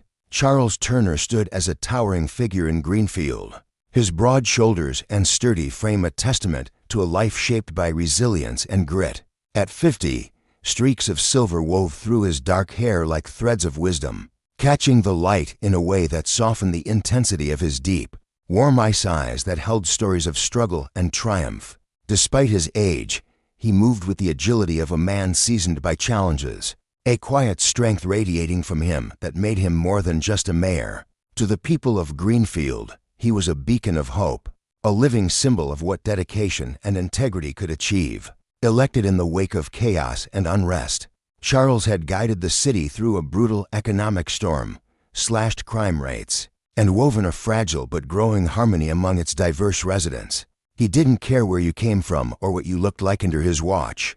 Greenfield was a place where everyone got a fair shot. That morning, sunlight spilled across his modest wooden desk, illuminating stacks of reports he pored over with the focus of a man who never took his duty lightly. The shrill ring of the desk phone broke his concentration, and he leaned back slightly, exhaling as he reached for it. On the other end came the familiar voice of Evelyn, his secretary of nearly 2 decades. Her tone crisp yet warm like a trusted friend delivering news. "Mr. Turner," she began, "you've just received a call from Mayor Benjamin Anderson's office in Rivertown. They're inviting you to an important conference this weekend." Charles set his pen down gently, a faint smile tugging at the corners of his mouth as he glanced up, his gaze drifting to the window where the city hummed beyond. "What kind of meeting is so urgent that Benjamin himself had to call?" he asked, his voice steady but curious. Evelyn didn't miss a beat. "It's a gathering of regional leaders to tackle improving relations between ethnic communities. I really think you should go. Mayor Benjamin even mentioned they'd send a private plane to pick you up." For a moment, Charles sat still, his fingers resting on the edge of the desk. He knew the weight of this invitation. Racial divides still festered like open sores in towns across the region, and a chance to forge real solutions wasn't something he could ignore. Determination flickered in his eyes, sharp and unwavering. "Evelyn," he said finally, "call them back and confirm I'll be there." The next day, an envelope arrived. It's thick, creamy paper embossed with a golden trim that spoke of formality and prestige. Charles unfolded the letter with care, his calloused fingers brushing against the elegant script. "Dear Charles Turner, Mayor of Greenfield," it read, "we are delighted to invite you to the Community Leadership Conference at Rivertown City Hall this weekend. Join us to discuss and propose actionable steps toward healing racial tensions in our region. Transportation has been arranged in your honor." As he read, a quiet pride swelled in his chest. This wasn't just about politics, it was personal. Growing up black in a rough neighborhood, he'd felt the sting of prejudice, the cold suspicion in strangers' eyes that judged him before he even spoke. Those memories didn't break him, they fueled him. Every step he'd taken, every fight for fairness, every push for dignity was proof that justice wasn't a gift bestowed, but a right earned. Folding the letter, he leaned back in his chair, his mind already racing with ideas for the conference. At a press conference the following afternoon, Charles stood before a sea of reporters, his presence commanding yet approachable. The room buzzed with anticipation as he adjusted the microphone, his voice emerging soft but resonant, cutting through the chatter like a steady river through stone. "Ladies and gentlemen," he began, I'm deeply honored to announce I'll be attending the Community Leadership Conference in Rivertown. This isn't just a chance for our cities to work together, it's a call to action. We have a duty to build a society where every person, no matter their background, is treated with respect and equality. Pens scratched furiously across notepads as he paused, letting the weight of his words settle. There's no challenge greater than how we treat one another. He continued, his tone rising with conviction. If we can't learn to see each other's worth, all our progress are buildings. Our economy means nothing. The reporters exchanged glances, some nodding in quiet agreement as Charles stepped away from the podium, his message lingering in the air like a challenge to the world. As the conference drew near, Charles prepared with the simplicity that defined him. No flashy suits or entourage, just a few well-worn blazers, a pair of polished leather shoes that gleamed with understated pride, and a small suitcase that carried more purpose than possessions. He waved off the offer of a security escort with a gentle laugh, insisting he'd drive to the airport alone. "I don't need fanfare," he told Evelyn over the phone, his voice light but firm. "I just need to get there and do the work." The night before his departure, he took a slow walk through his neighborhood, the cool evening air brushing against his skin. Neighbors called out warm hellos, their smiles genuine and unguarded. A group of children raced over, their laughter echoing as they waved excitedly, while an elderly man on a porch waved him over for a quick chat about the old days. This was why he lived as he did, close to the ground, tethered to the people who mattered.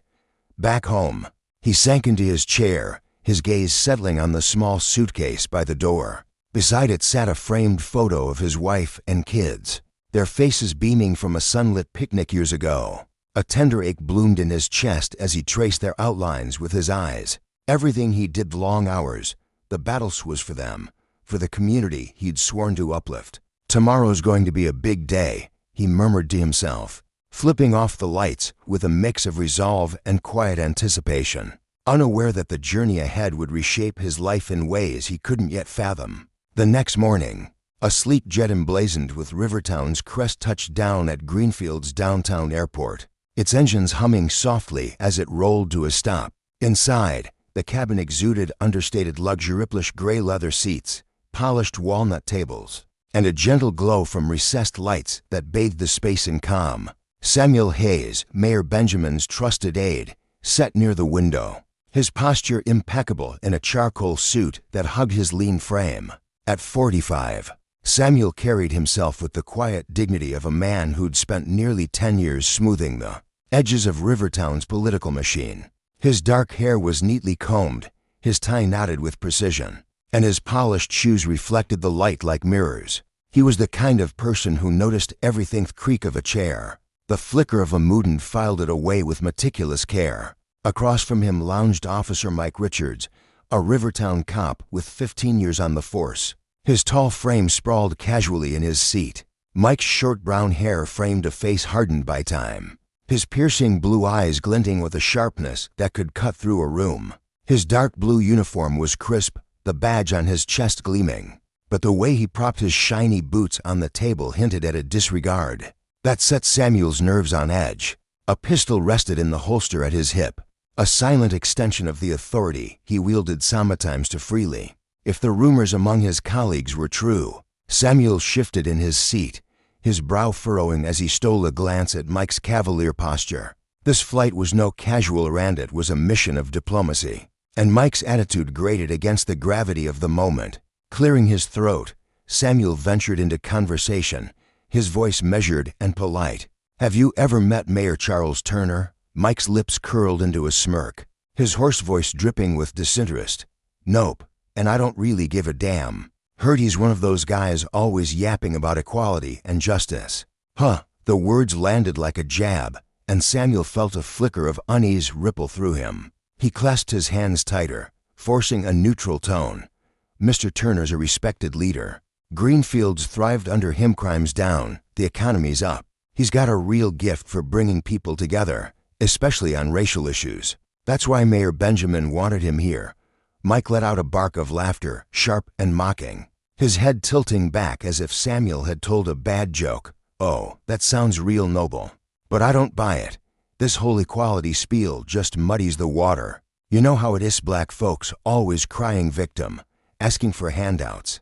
What have they ever built on their own? The air in the cabin thickened, Samuel's throat tightening as Mike's words hung between them. He wanted to snap back, to call out the ignorance lacing every syllable. But years of professionalism held his tongue. Mike wasn't just a skeptic, was a relic, a man whose biases had calcified into something dangerous. Samuel's mind churned with worry. He'd seen attitudes like this spark trouble before. And with Charles Turner on his way, the stakes felt higher than ever. "Times are changing, Officer Richards," he said softly, his voice steady but edged with warning. "You do well to watch what you say. This conference is about building bridges, not burning them." "Mr. Turner's going to bring something real to the table," Mike scoffed, crossing his arms and fixing Samuel with a look of pure contempt. "Sure, let him preach his pretty words. I'm not here to clap for him, I'm here to guard the plane. That's it."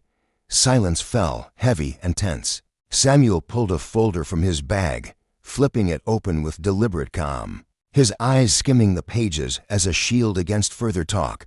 But inside, his stomach knotted with dread. Mike's disdain wasn't just noisy, it was a warning. A crack in the foundation of what this conference aimed to achieve, justice, Charles often said, was fragile. And as the jet soared toward Greenfield, Samuel couldn't shake the feeling that its pursuit would come at a cost, that men like Mike, steeped in power and prejudice, might force them all to pay. The plane soared steadily above a patchwork of rolling fields, their golden hues stretching endlessly under the sun, interrupted only by the jagged outlines of low mountain ranges that rose like ancient sentinels, guarding the horizon. Inside the cabin, the hum of the engines provided a constant backdrop to the tension brewing between the two men, tasked with an important mission, escorting Mayor Charles Turner to a conference in Rivertown. Mike Richards, a man whose arrogance seemed to fill the small aircraft like a thick fog, couldn't stop himself from grumbling. His voice dripped with disdain as he leaned back in his seat, arms crossed tightly over his chest. "I just don't get it. Why would Mayor Benjamin go through all this trouble, sending a private plane for Turner? The guy could have dragged himself to Rivertown without us playing chauffeur. What a waste of time." His words hung in the air, heavy with irritation, as if the very idea of the mission offended him personally. Samuel Hayes, seated across from him, glanced up from the stack of documents he'd been reviewing. His fingers tightened around the edges of the papers, the faint crinkle betraying his struggle to remain calm. Samuel was a man of patience, his steady demeanor honed by years of navigating delicate situations. But Mike's relentless complaints gnawed at him. Inside, a storm of frustration churned. Could feel the heat rising in his chest, but he forced his voice to stay even. "It's about respect, Mike. A gesture like this sets the tone for the meeting. Leaders need to show goodwill, especially for something this significant. You and I go way back, so I'll let it slide. But if anyone else had said that to me, they'd be out of a job before they could blink."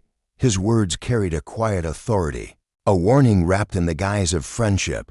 Mike's face shifted, his usual bravado faltering for a moment. He stared at Samuel, his lips parting as if to argue, but no sound came. Instead, he sank deeper into his seat, his brow furrowing in thought.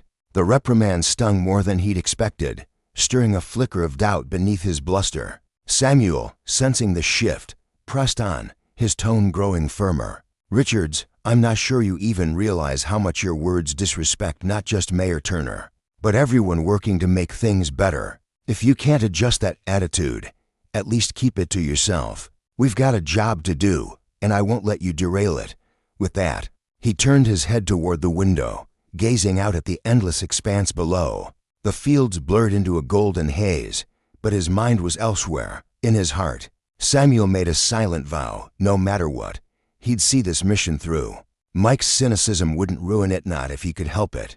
Unbeknownst to either of them, the events awaiting them at their destination would ripple far beyond a simple escort job, reshaping Mike's world in ways he couldn't yet fathom. Meanwhile, miles away, the small Greenfield airport lay steeped in the stillness of early morning. The sun had just begun its climb, casting a soft, buttery glow across the runway. Thin clouds drifted lazily overhead, filtering the light into a gentle wash that bathed the scene in warmth. The jet, emblazoned with Rivertown's sleek logo, sat parked in the VIP arrival zone, its polished surface gleaming under the dawn sky. A lone taxi rolled to a stop nearby, its engine sputtering faintly before falling silent. Out stepped Charles Turner, mayor of Greenfield, a man whose presence carried an understated dignity. Dressed in a dark blue shirt, he conspicuously absent moved with the ease of someone unburdened by pretense. His silver hair caught the light as he hefted a modest suitcase from the trunk, his tall frame exuding quiet confidence. For Turner, taking a taxi instead of a government car wasn't just practical, it was a choice rooted in principle. It tethered him to the simplicity of his roots, a reminder of the factory worker's son who'd once dreamed of something greater. As he walked toward the plane, each step deliberate, his gentle face lined with years of wisdom radiated a warmth that usually drew people in. But that morning, his approach was interrupted. Standing at the plane's entrance was Mike Richards, now in his police uniform, his posture rigid with self-assured authority. Arms crossed, his sharp eyes scanned the area like a hawk searching for prey. The moment he spotted Turner, his expression hardened. Turner, ever the diplomat, offered a polite smile, stepping forward to introduce himself. His voice, soft but steady, was ready to bridge the gap. "Good morning." Before he could finish, Mike cut him off, his tone sharp and dripping with contempt. What are you doing here? This is a private area. You don't belong. Get out." The words hit Turner like a sudden gust of wind, catching him off guard. His eyebrows lifted, surprise flickering across his face. For a man accustomed to respect, the rudeness was a jolt of sting that pierced deeper than he'd admit. He took a slow breath, steadying himself. Years of facing skepticism had taught him resilience, but the insolence still pricked at his pride. "I'm Charles Turner," he began again, his voice calm despite the tremor of irritation beneath it. "Mayor of Greenfield. This plane was sent by Rivertown's mayor to bring me to the conference." He stood straighter, meeting Mike's gaze with unwavering composure, but Mike didn't soften. Instead, a smirk curled his lips, his eyes raking over Turner's simple attire, unpretentious shirt, the weathered suitcases if they were evidence of a lie. "Mayor," he drawled, the word laced with mockery. "You're joking, right? What kind of mayor looks like that?" Turner's grip tightened on his suitcase handle, his knuckles whitening. Inside, a spark of anger flared, but his face remained a mask of calm, his dark eyes steady. "I get that my appearance might not fit your expectations," he said evenly. "But if you check with the flight crew, they'll confirm everything." Mike leaned back, arms still crossed, his smugness unshaken. "I don't need to check anything. I can tell who belongs here and who doesn't. You're no VIP. Leave before I make you." His voice was a wall, unyielding and cold. Turner straightened further, his presence growing more commanding. "You're making a grave error," he said, his tone sharpening with resolve. "I suggest you verify before you dig yourself deeper with these insults." Mike stepped closer, encroaching on Turner's space, his voice rising with a need to assert dominance. "Error. The only error is you thinking you can waltz in here. I don't care who you claim to be won't let you disrupt this area. Go, now." The air between them crackled with tension. Turner's chest tightened, a wave of indignation surging through him. This wasn't just rudeness, it was a blatant abuse of power, a judgment rooted in prejudice. Yet he refused to let it unravel him. He met Mike's glare, his voice dropping to a low, steely register. "I'll say it again. I'm Charles Turner, mayor of Greenfield. Check with the crew. If you keep this up, you'll face the consequences." Mike let a harsh, barking sound that echoed across the quiet runway. "Consequences? You're threatening me. Look at you, that cheap shirt, that beat-up suitcase. You think I'd buy that you're a mayor just because you talk pretty? Don't make me laugh." The words cut deep, slicing into Turner's pride like a blade. He could feel the heat of humiliation creeping up his neck, but he held his ground, his gaze piercing. "You can doubt me all you want," he replied, his voice firm yet measured. "But you've got no right to treat me like this. Call the crew or Rivertown's assistant. Confirm who I am. If you don't, you'll answer for it." Mike's eyes narrowed, his stance shifting as he stepped closer, nearly blocking Turner's path. "Answer for it. This is a secure zone, and you don't belong. Leave now, or I'll arrest you for trespassing." His tone was icy, a challenge daring Turner to push back. Turner shook his head, exasperation mingling with resolve. He was facing not just arrogance, but a man blinded by his own authority. Words were failing him to act. With a measured step, he moved toward the plane, intent on bypassing Mike entirely. But in that instant, the situation spiraled. Mike's face flushed crimson, his hand darting to his side. In a flash, he drew his pistol, leveling it at Turner's chest. "Freeze!" he bellowed, his voice trembling with a mix of rage and panic. "One more step, and I'll take it as a threat." Turner halted, his breath catching. His eyes locked onto Mike's, unflinching despite the barrel aimed at him. "You've just made a terrible mistake, Richards," he said, his voice a quiet thunder. "A very big one." From the plane, Samuel Hayes watched in horror. Through the small window, he saw Turner standing tall, the gun trained on him, and Mike's wild, unhinged expression. His stomach dropped, a cold sweat breaking across his skin. "No," he whispered, disbelief choking him. Without a second thought, he shoved the plane door open and bolted down the stairs, his shoes pounding against the metal. "Richards, stop!" he shouted, his voice cutting through the morning air as he sprinted toward them. Mike's head snapped toward the sound, a flicker of confusion crossing his face. But the gun stayed steady. "Samuel, stay back. I'm handling an intruder." "Intruder?" Samuel's voice cracked with fury and desperation. He thrust a finger at Turner, his chest heaving. "That's no intruder, that's Charles Turner, mayor of Greenfield. Do you have any idea what you're doing?" The words slammed into Mike like a physical blow. His bravado crumbled, his face draining of color. The gun wavered in his hand, then slowly lowered as his wide eyes darted between Samuel and Turner. "The mayor," he stammered, his voice barely audible. But, "Shut up," Samuel snapped, cutting him off. He turned to Turner, his head bowing low, his voice thick with shame. "Mayor Turner, I'm so sorry. I can't believe this happened. This is on you, so you'll make it right." Turner stood silent, his gaze shifting from Mike's shaken form to the horizon beyond.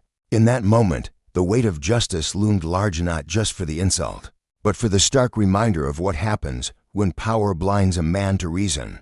For Mike, the consequences were only beginning, a lesson etched in the wreckage of his own hubris. The air at the airport hung thick with tension, a faint breeze rustling through the open expanse of the runway. As Mr. Charles Turner stood motionless, his polished shoes rooted to the asphalt, his gaze, sharp yet weary, lingered on the sleek plane idling in the distance, its engines humming softly against the clamor of the bustling terminal. A man of quiet dignity, Turner carried the weight of his position as mayor of Greenfield with a calm authority that rarely wavered. But today, beneath his composed exterior, a storm brewed, danger, disappointment, and a gnawing sense of betrayal churned within him. His dark eyes flicked briefly toward Samuel Hayes, his trusted aide, who stood a few paces away, head bowed as though the ground might offer him some reprieve from the shame that clung to him like a second skin. Moments earlier, the scene had unfolded with a raw, jarring intensity that none of them could have anticipated. Officer Richards, a broad-shouldered man with a face hardened by years of unchecked power, had stood there trembling, his confusion and fear palpable as Turner's piercing stare bore into him. Richards' hands fidgeted nervously at his sides, his fingers brushing against the holster where his gun restayed a weapon he'd nearly drawn. In a moment of reckless arrogance, he opened his mouth, desperate to cobble together an explanation, some flimsy excuse to shield himself from the consequences of his actions. But the words faltered, dissolving into the dry rasp of his breath. He knew he'd crossed a line, one that couldn't be uncrossed. The mistake wasn't just a lapse in judgment, it was a gaping wound, a public display of the prejudice that festered beneath his badge. Samuel, his voice tight with fury, had turned on Richards with the force of a man betrayed by his own trust. "Richards," he snapped, his jaw clenched so tightly the words seemed to scrape against his teeth. "You've made a mess of this, and you'll answer for it. Get out of Harano. Wait for orders from above, and don't you dare think this ends here." His eyes blazed with a mix of rage and disbelief. his hands curling into fists at his sides as he fought to keep his composure. Richards, his face drained of color, looked like a man who'd seen his own ruin reflected back at him. His shoulders slumped, and with a shaky nod, he holstered his gun with deliberate care, as if the act might somehow restore a shred of his dignity. Without a word, he turned and shuffled away, his boots scuffing against the pavement, his silhouette shrinking into the haze of the airport, until he was nothing more than a ghost of the man he'd been moments before. As Richards vanished from sight, Samuel pivoted back to face Turner, his expression softening into something raw and unguarded. Guilt etched deep lines into his brow, and his voice trembled slightly as he spoke. "Mayor Turner," he began, the words heavy with remorse, "I can't even begin to tell you how sorry I am. I don't know how this happened, how a man like him was put in a position to do this. Please, let me make it right." His plea hung in the air, fragile and earnest. A man grasping for redemption in the wake of a disaster he hadn't caused, but felt responsible for nonetheless. Turner remained silent, his lips pressed into a thin line as he weighed Samuel's words. His eyes drifted back to the plane, its gleaming fuselage a stark contrast to the turmoil swirling in his mind. The aircraft was meant to carry him to Rivertown, to a conference that promised hope, a gathering of leaders determined to bridge the divides that scarred their communities. But now, the very thought of boarding it felt tainted, as though the incident with Richards had poisoned the journey before it even began. "Samuel," he said at last, his voice low and measured, each syllable laced with the weight of his authority. "What I just witnessed was beyond unacceptable. I'm not sure I can step onto that plane right now. I need time to think." His tone was firm, but beneath it lay a flicker of exhaustion, the kind that comes from fighting the same battle for too long. Samuel's head dipped lower, his chest tightening with a gnawing anxiety he couldn't shake. He'd worked tirelessly to organize this trip, to ensure it would be a step toward healing the rifts between ethnic groups in their region. And yet, in an instant, it had all unraveled, eclipsed by Richard's unforgivable act. The irony wasn't lost on him. A moment meant to symbolize progress had instead laid bare the ugliness that still thrived in the shadows of their system. He clenched his fists tighter, his nails digging into his palms as he wrestled with the urge to speak, to beg Turner not to abandon the mission. But he knew better than to push too hard, not now, not when the wound was still so fresh. Turner, meanwhile, stood at the edge of the runway, his coat fluttering faintly in the wind. The airport buzzed around him, planes taxied in the distance. Workers shouted over the roar of engines, but he was cocooned in a silence of his own making. His mind replayed the confrontation with Richards, the officer's sneering disbelief when Turner had identified himself as mayor, the venomous words that had spilled from his mouth like acid. It wasn't just the insult that stung, it was what it represented. Richards wasn't an anomaly, he was a symptom, a living testament to the racism that still pulsed through the veins of public institutions. Turner's anger wasn't loud or explosive, it simmered, a slow burn that fueled his resolve even as it threatened to consume him. "Mr. Turner," Samuel said finally, his voice cutting through the heavy stillness like a tentative lifeline. "I know what happened is beyond forgiveness, but this conference seats our chance, yours and mine, to turn things around together. Please, reconsider." His eyes, wide and pleading, searched Turner's face for a sign of relenting. He wasn't just asking for himself, he was asking for the people they both served, the ones who'd pinned their hopes on this moment. Turner turned to meet Samuel's gaze, his eyes glinting with the sharp intelligence of a man who'd spent decades navigating the treacherous waters of leadership. He saw the sincerity in Samuel's expression, the desperate hope that flickered there, and he knew the younger man wasn't to blame. But Samuel was part of a machine, a creaking, flawed system that had allowed someone like Richards to wield power he didn't deserve. "Samuel," Turner replied, his voice a quiet rumble, "do you realize what just happened isn't some isolated fluke? It's a crack in the foundation, a sign of something rotten we've been trying to uproot for years." His words carried the weight of a truth too long ignored, a lesson in justice that cut deeper than any single act of defiance. Samuel nodded, his throat tight with emotion. "I do, sir, and I swear to you, what you went through won't be swept under the rug. I'll take this straight to the mayor of Rivertown myself, will make sure they know, and I'll push for real consequences." Richards won't walk away from this. His voice cracked slightly, but his determination shone through, a spark of fire in the ashes of his guilt. But Turner wasn't so easily swayed. Standing there, the wind tugging at his coat, he thought of the people who'd entrusted him with their faith not just in Greenfield, but in the struggling neighborhoods of Rivertown, where families fought daily against the weight of discrimination. The conference wasn't just a meeting, it was a beacon, a chance to confront the systemic failures that kept children from dreaming beyond the color of their skin, that armed men like Richards with authority they used to crush rather than uplift. In that moment, a memory surfaced at his mother's voice, soft but unyielding, echoing from his childhood. "You can't turn away when you know you can change things, Charles. If you don't do it, who will?" The words anchored him, pulling him back from the edge of despair. With a slow, deliberate breath, Turner turned back to Samuel. "This conference matters. Samuel, know that. But I'm not here to just sit in a room and trade pretty words. I want action, real change. When we walk away from this." His tone was resolute, a challenge as much as a promise. Samuel's face lit up with a fragile hope, his shoulders straightening as he nodded eagerly. "Yes, sir, I promise you. The mayor of Rivertown is counting on you. Believes you're the one who can steer this ship. I'll make sure everything goes smoothly, starting right now." Turner gave a curt nod, then strode toward the plane, his steps firm and purposeful. The anger toward Richards still smoldered in his chest, a raw ache that pulsed with every heartbeat.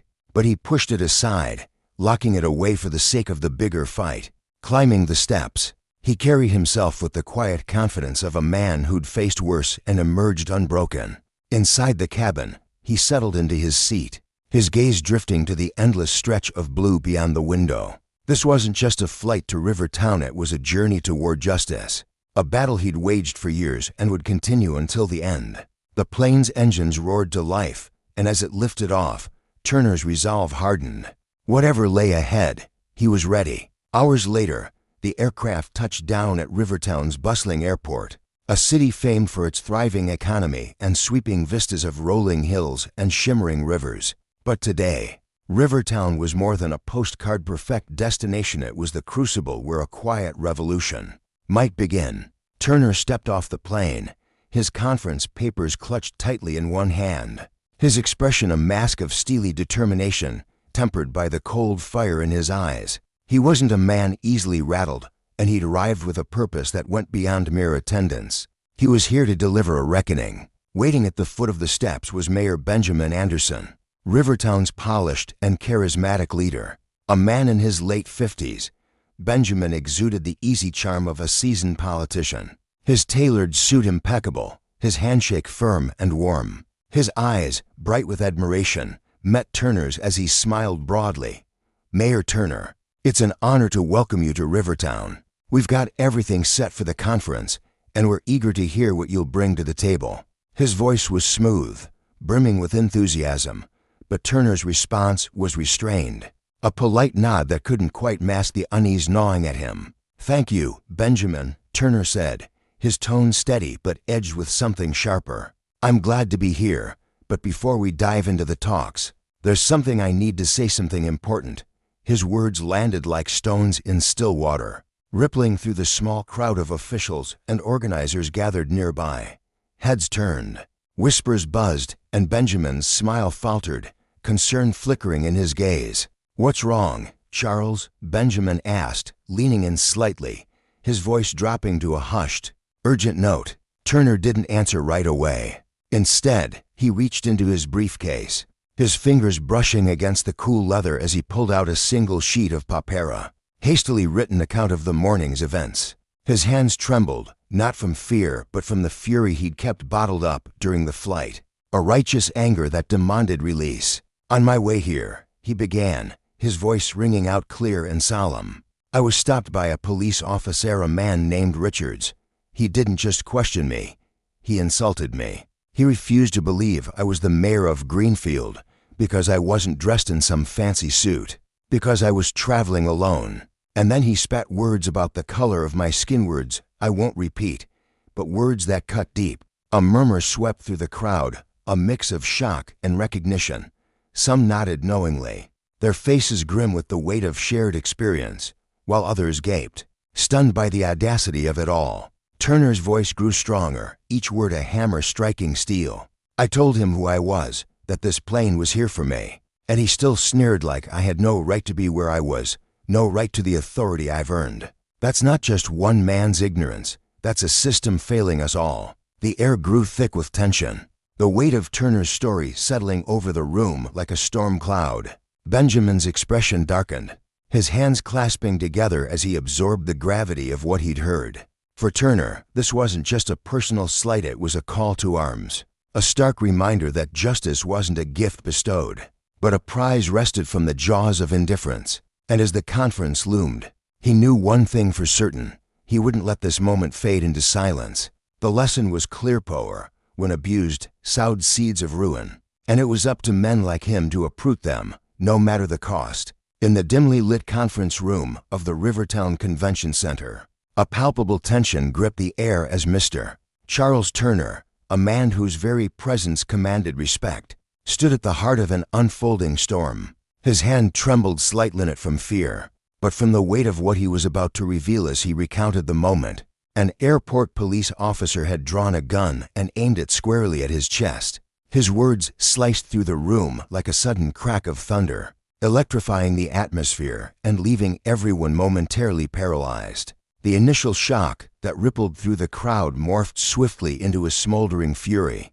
Eyes narrowed, jaws tightened, and fists clenched as men and women rose from their seats, their bodies vibrating with a righteous anger that seemed to hum in the air. The injustice of it all burned in their chest. Could someone like Mr. Turner, a revered figure not just in Greenfield but across the nation, be subjected to such blatant disrespect? Among the voices rising from the crowd was that of a woman, her tone sharp and unwavering, cutting through the murmurs like a blade. She represented a civil rights organization, and her words carried the weight of years spent battling systemic wrongs.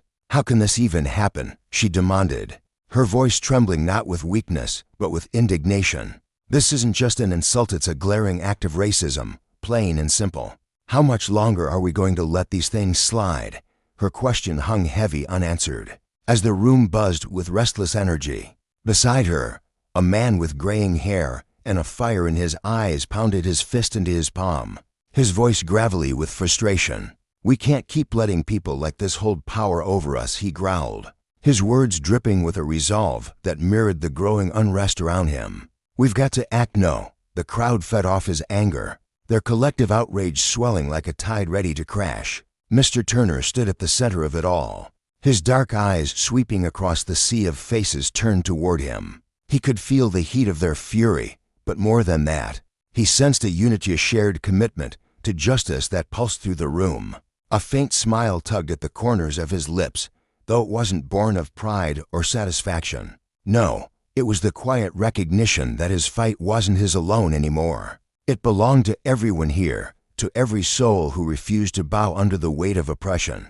He straightened his shoulders, his voice steady yet resonant as he spoke again. "I'm not telling you this to win your sympathy," he said, each word deliberate, carrying the strength of a man who'd seen too much yet refused to break. "I'm here to make you see the truth. This isn't just about me. It's about a problem that's bigger than any one of USA system that's been rotting for far too long.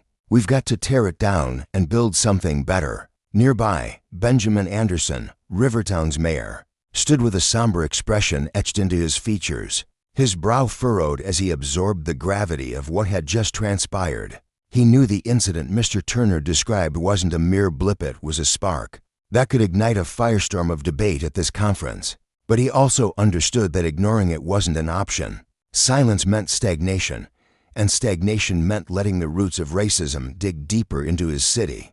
"We're truly sorry for what happened to you, Mr. Turner," Benjamin said, his voice carrying across the room as he met the eyes of every delegate. "I give you my word we'll do everything in our power to make sure no one else has to face this kind of hatred here." Mr.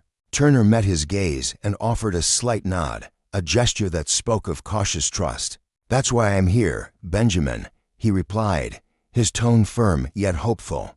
"To find a way forward together. We can change this, and we have to." With those words still echoing, Mr. Turner stepped through the double doors into the main hall of the Rivertown Convention Center, where the air buzzed with anticipation. The space was alive with movement, hundreds of representatives from local businesses, government offices, advocacy groups, and community organizations milled about, their voices overlapping in a symphony of purpose. This wasn't just another meeting to hash out policies. It was a reckoning, a chance to draw a line in the sand and declare that acts of racism would no longer be swept under the rug. Benjamin followed, taking his place at the podium, his face set in a mask of determination. He knew the stakes were high. Empty promises wouldn't cut it today. The people of Rivertown needed to see action, not just hear words. "Ladies and gentlemen," Benjamin began, his voice booming through the cavernous hall.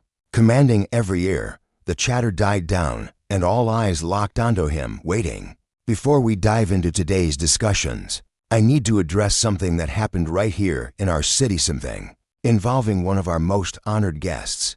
The room fell into a hush so deep you could hear the faint hum of the overhead lights. This morning, Mayor Charles Turner, a man whose integrity shines not just in Greenfield, but across this country, was disrespected and mistreated by one of our own at the airport. A Rivertown police officer didn't just cross a line. He spat on everything we claim to stand for with his racist behavior. A wave of murmurs rolled through the crowd, heads shaking in disbelief, whispers growing into a low roar of outrage. Benjamin raised a hand, silencing them. "Let me be clear, Rivertown won't stand for this. I won't stand for this. Justice demands action, and I'm taking it right now." At his signal, the back doors swung open, and a hush fell over the room once more. Officer Mike Richards shuffled in, flanked by two fellow officers. His uniform hung on him like a costume he no longer deserved to wear, his once cocky demeanor replaced by a nervous twitch in his jaw. His eyes darted across the crowd, meeting hundreds of accusing stares, and the weight of their judgment seemed to press him into the floor. Gone was the arrogance he'd wielded like a shield at the airport. Now, he looked small, diminished, a man stripped bare by his own actions. "What happened this morning wasn't just a mistake," Benjamin continued, his voice cold and unyielding. "You didn't just break protocol, you tarnished the honor of this police force and this city. As mayor, I'm dismissing you from your post, effective immediately." For a heartbeat, the room was still, and applause erupted, loud and unrelenting, some delegates leaping to their feet in approval. Richard's face flushed a deep crimson, his mouth opening as if to protest. But the roar of the crowd drowned out any chance of a defense. The two officers at his sides gripped his arms and led him out, the doors slamming shut behind him with a finality that echoed through the hall. Benjamin turned back to the audience, his expression softening but still resolute. "This isn't what I wanted to do today," he admitted, a trace of weariness in his tone. "But it's what we have to do. If we won't stand against injustice, if we let power be abused without consequence, then we're complicit in the rot. Change starts with accountability." He shifted his gaze to Mr. Turner, who sat in the front row, his eyes gleaming with a quiet intensity. "Mayor Turner, on behalf of Rivertown, I offer you my deepest apologies. That officers' actions don't reflect who we wanted to be. We're committed to making this right, starting today." Mr. Turner rose slowly, his movements deliberate, and ascended the stage to a thunderous wave of applause. He clasped Benjamin's hand in a firm shake, a symbol of forgiveness, yes, but also a challenge to keep pushing forward. "Thank you, Mayor Anderson," he began, his voice low but carrying a power that filled the room.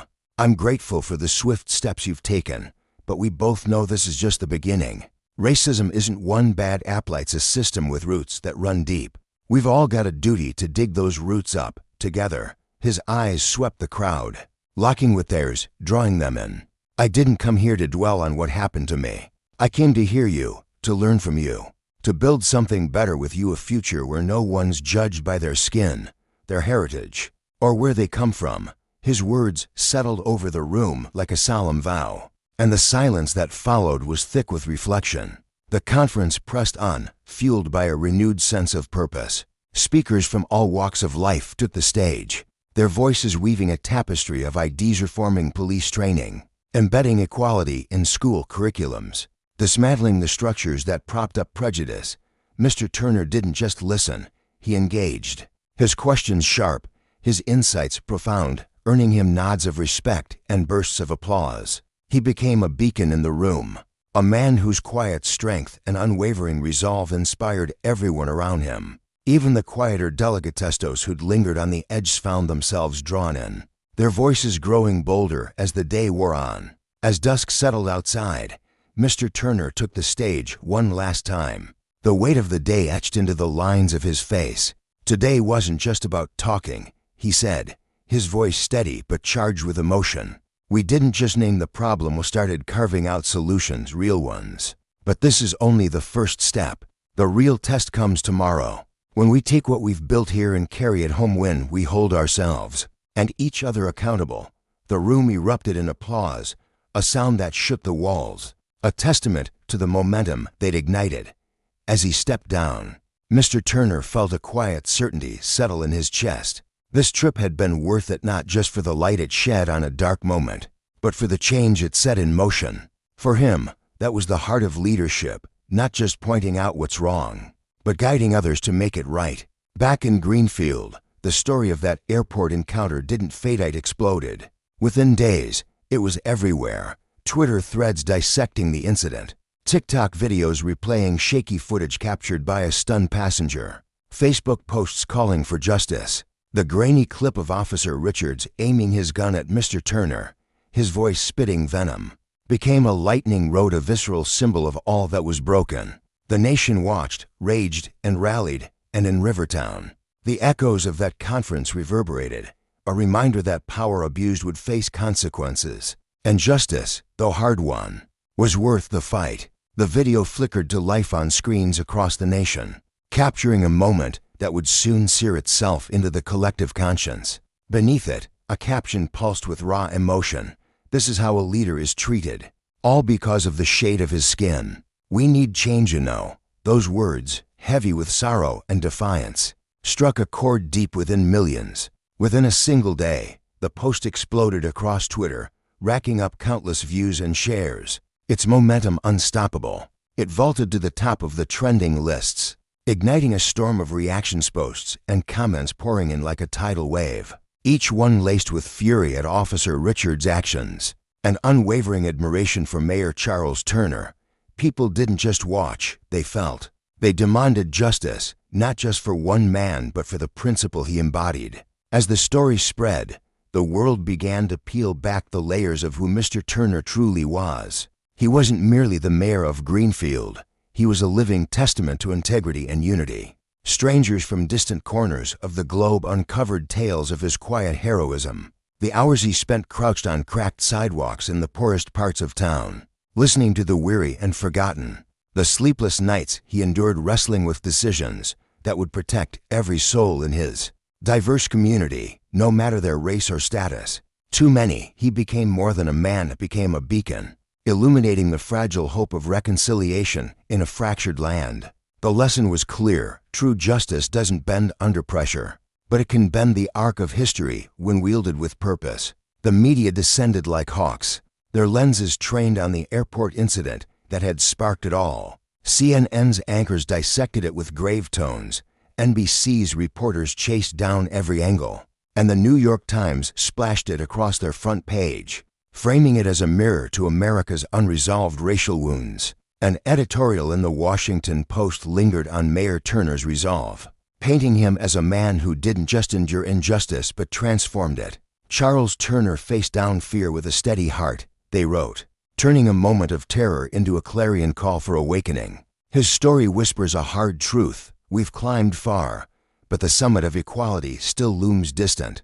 The words sank in, a sobering reminder that power, when abused, leaves scars that demand healing. Then came the invitation from Good Morning America. The studio lights blazed as Mr. Turner settled into his chair, his face etched with the weight of the past few days. For 30 minutes, he poured out his soul. He recounted the moment Officer Richards' gun glinted in his direction, the cold steel a silent threat. Inside, his heart thudded, not just for his own life, but for the fragile peace he knew could shatter if he faltered. I had to stay calm, he said. his voice steady yet threaded with emotion. Not just for me, but for everyone watching, waiting to see if hate would win. He spoke of swallowing his anger, of choosing dignity over despair. And millions leaned closer to their screens, captivated by a man who turned a personal trial into a universal lesson. Justice, he seemed to say, isn't loud, it's deliberate, and its consequences ripple far beyond the moment. In Greenfield, the air buzzed with purpose. Thousands poured into the downtown square, their footsteps echoing off the old brick buildings as they marched in quiet solidarity. Signs bobbed above the crowd: justice for all, leadership in action. Racism has no place, each one a brushstroke in a portrait of a community refusing to bow. The sun dipped low, casting golden streaks across their faces, young and old alike, united not just for their mayor, but for the ideal he carried. Cameras whirred, beaming the scene lived to a nation that couldn't look away. This wasn't just a local cry, it was a symphony of resolve, a testament to the power of collective will when corruption dares to rear its head. Meanwhile, in Rivertown, the incident cracked open long-simmering tensions. Officer Richard's dismissal at the convention had been swift, a guillotine falling on his career, orchestrated by Mayor Benjamin Anderson. The crowd had cheered that day, but Anderson's victory was short-lived. He stood now in the shadow of a podium, his jaw tight, as activists like Sarah Mills, a weary woman with a voice that could cut glass-breast harder. Firing one man isn't enough, she declared to a restless gathering outside City Hall, her eyes blazing with a fire born of years spent fighting. We need the whole system scrubbed clean, new training, new minds, new hearts. Anderson nodded, but the weight of her words pressed against his chest. He'd acted fast, yes, but the public's hunger for reform gnawed at him. A reminder that power unchecked breeds chaos, and justice delayed breeds distrust. The Rivertown Police Department scrambled to respond, their press conference a flurry of promises, more training on cultural sensitivity, a pledge to root out bigotry from their ranks, a vow to rebuild trust brick by brick. Chief Laura Hensley, a woman with gray streaks in her hair and a no-nonsense stare, faced the microphones alone. She'd spent decades climbing the ranks, and now she felt the eyes of a nation boring into her. "We'll do better," she said, her voice firm but tinged with weariness. "Not because we have to, but because we should." Behind her, officers shifted uneasily, some resenting the scrutiny, others quietly nodding, knowing the old ways had to die if fairness was to live. Nationally, the ripples widened. Lawmakers in polished suits took to podiums, their speeches thick with calls for transparency and accountability. Bills were drafted in dimly lit offices, each line a fragile hope that incidents like Mr. Turner's wouldn't repeat. Senator Claire Evans, a fierce advocate with a scar on her cheek from a protest decades past, pounded her fist on a desk as she spoke. "This isn't just about one man," she thundered. "It's about a system that lets power run wild. We fix it, or we fail." Her words hung heavy, a warning to those who wield authority without conscience. For Mr. Turner, the ordeal was a crucible. At a press conference in Greenfield, he stood beneath a sky bruised with clouds, his suit rumpled, but his gaze unyielding. "This broke my heart," he admitted, his voice catching as the crowd hushed. "But it also lit a fire. I'll keep fighting not just for me, but for every soul who's ever felt the sting of injustice." He unveiled plans to team up with nonprofits, dreaming aloud of workshops where neighbors could sit knee to knee, unraveling the knots of prejudice together. "Change isn't a gift from above," he said, eyes sweeping the faces before him. "It's built by us, step by step." His vision wasn't just policy, it was a plea, a belief that consequence catches up to cruelty when people dare to act. The world listened. Social media became a tapestry of gratitude and awe. A mother named Elise, her hands trembling as she typed, posted, "Thank you, Mayor Turner, for showing my little girl that courage doesn't shout, it stands tall." A young man, Jamal, tapped out his own truth. "I used to think one voice got drowned out. Mr. Turner showed me it can start a chorus." Each message was a thread, weaving a legacy that stretched beyond Greenfield's borders. He'd become a symbol not just of leadership, but of the quiet power that blooms when justice prevails over tyranny. The mark he left was indelible, a story etched into the hearts of a generation ready to rise. It screamed a wake-up call through the noise of division, but more than that. It glowed as a lighthouse, beckoning toward a horizon where fairness might finally take root. His journey laid bare the cost of power misused and the triumph of standing firm against ita lesson. Not just for today, but for every tomorrow that dares to dawn.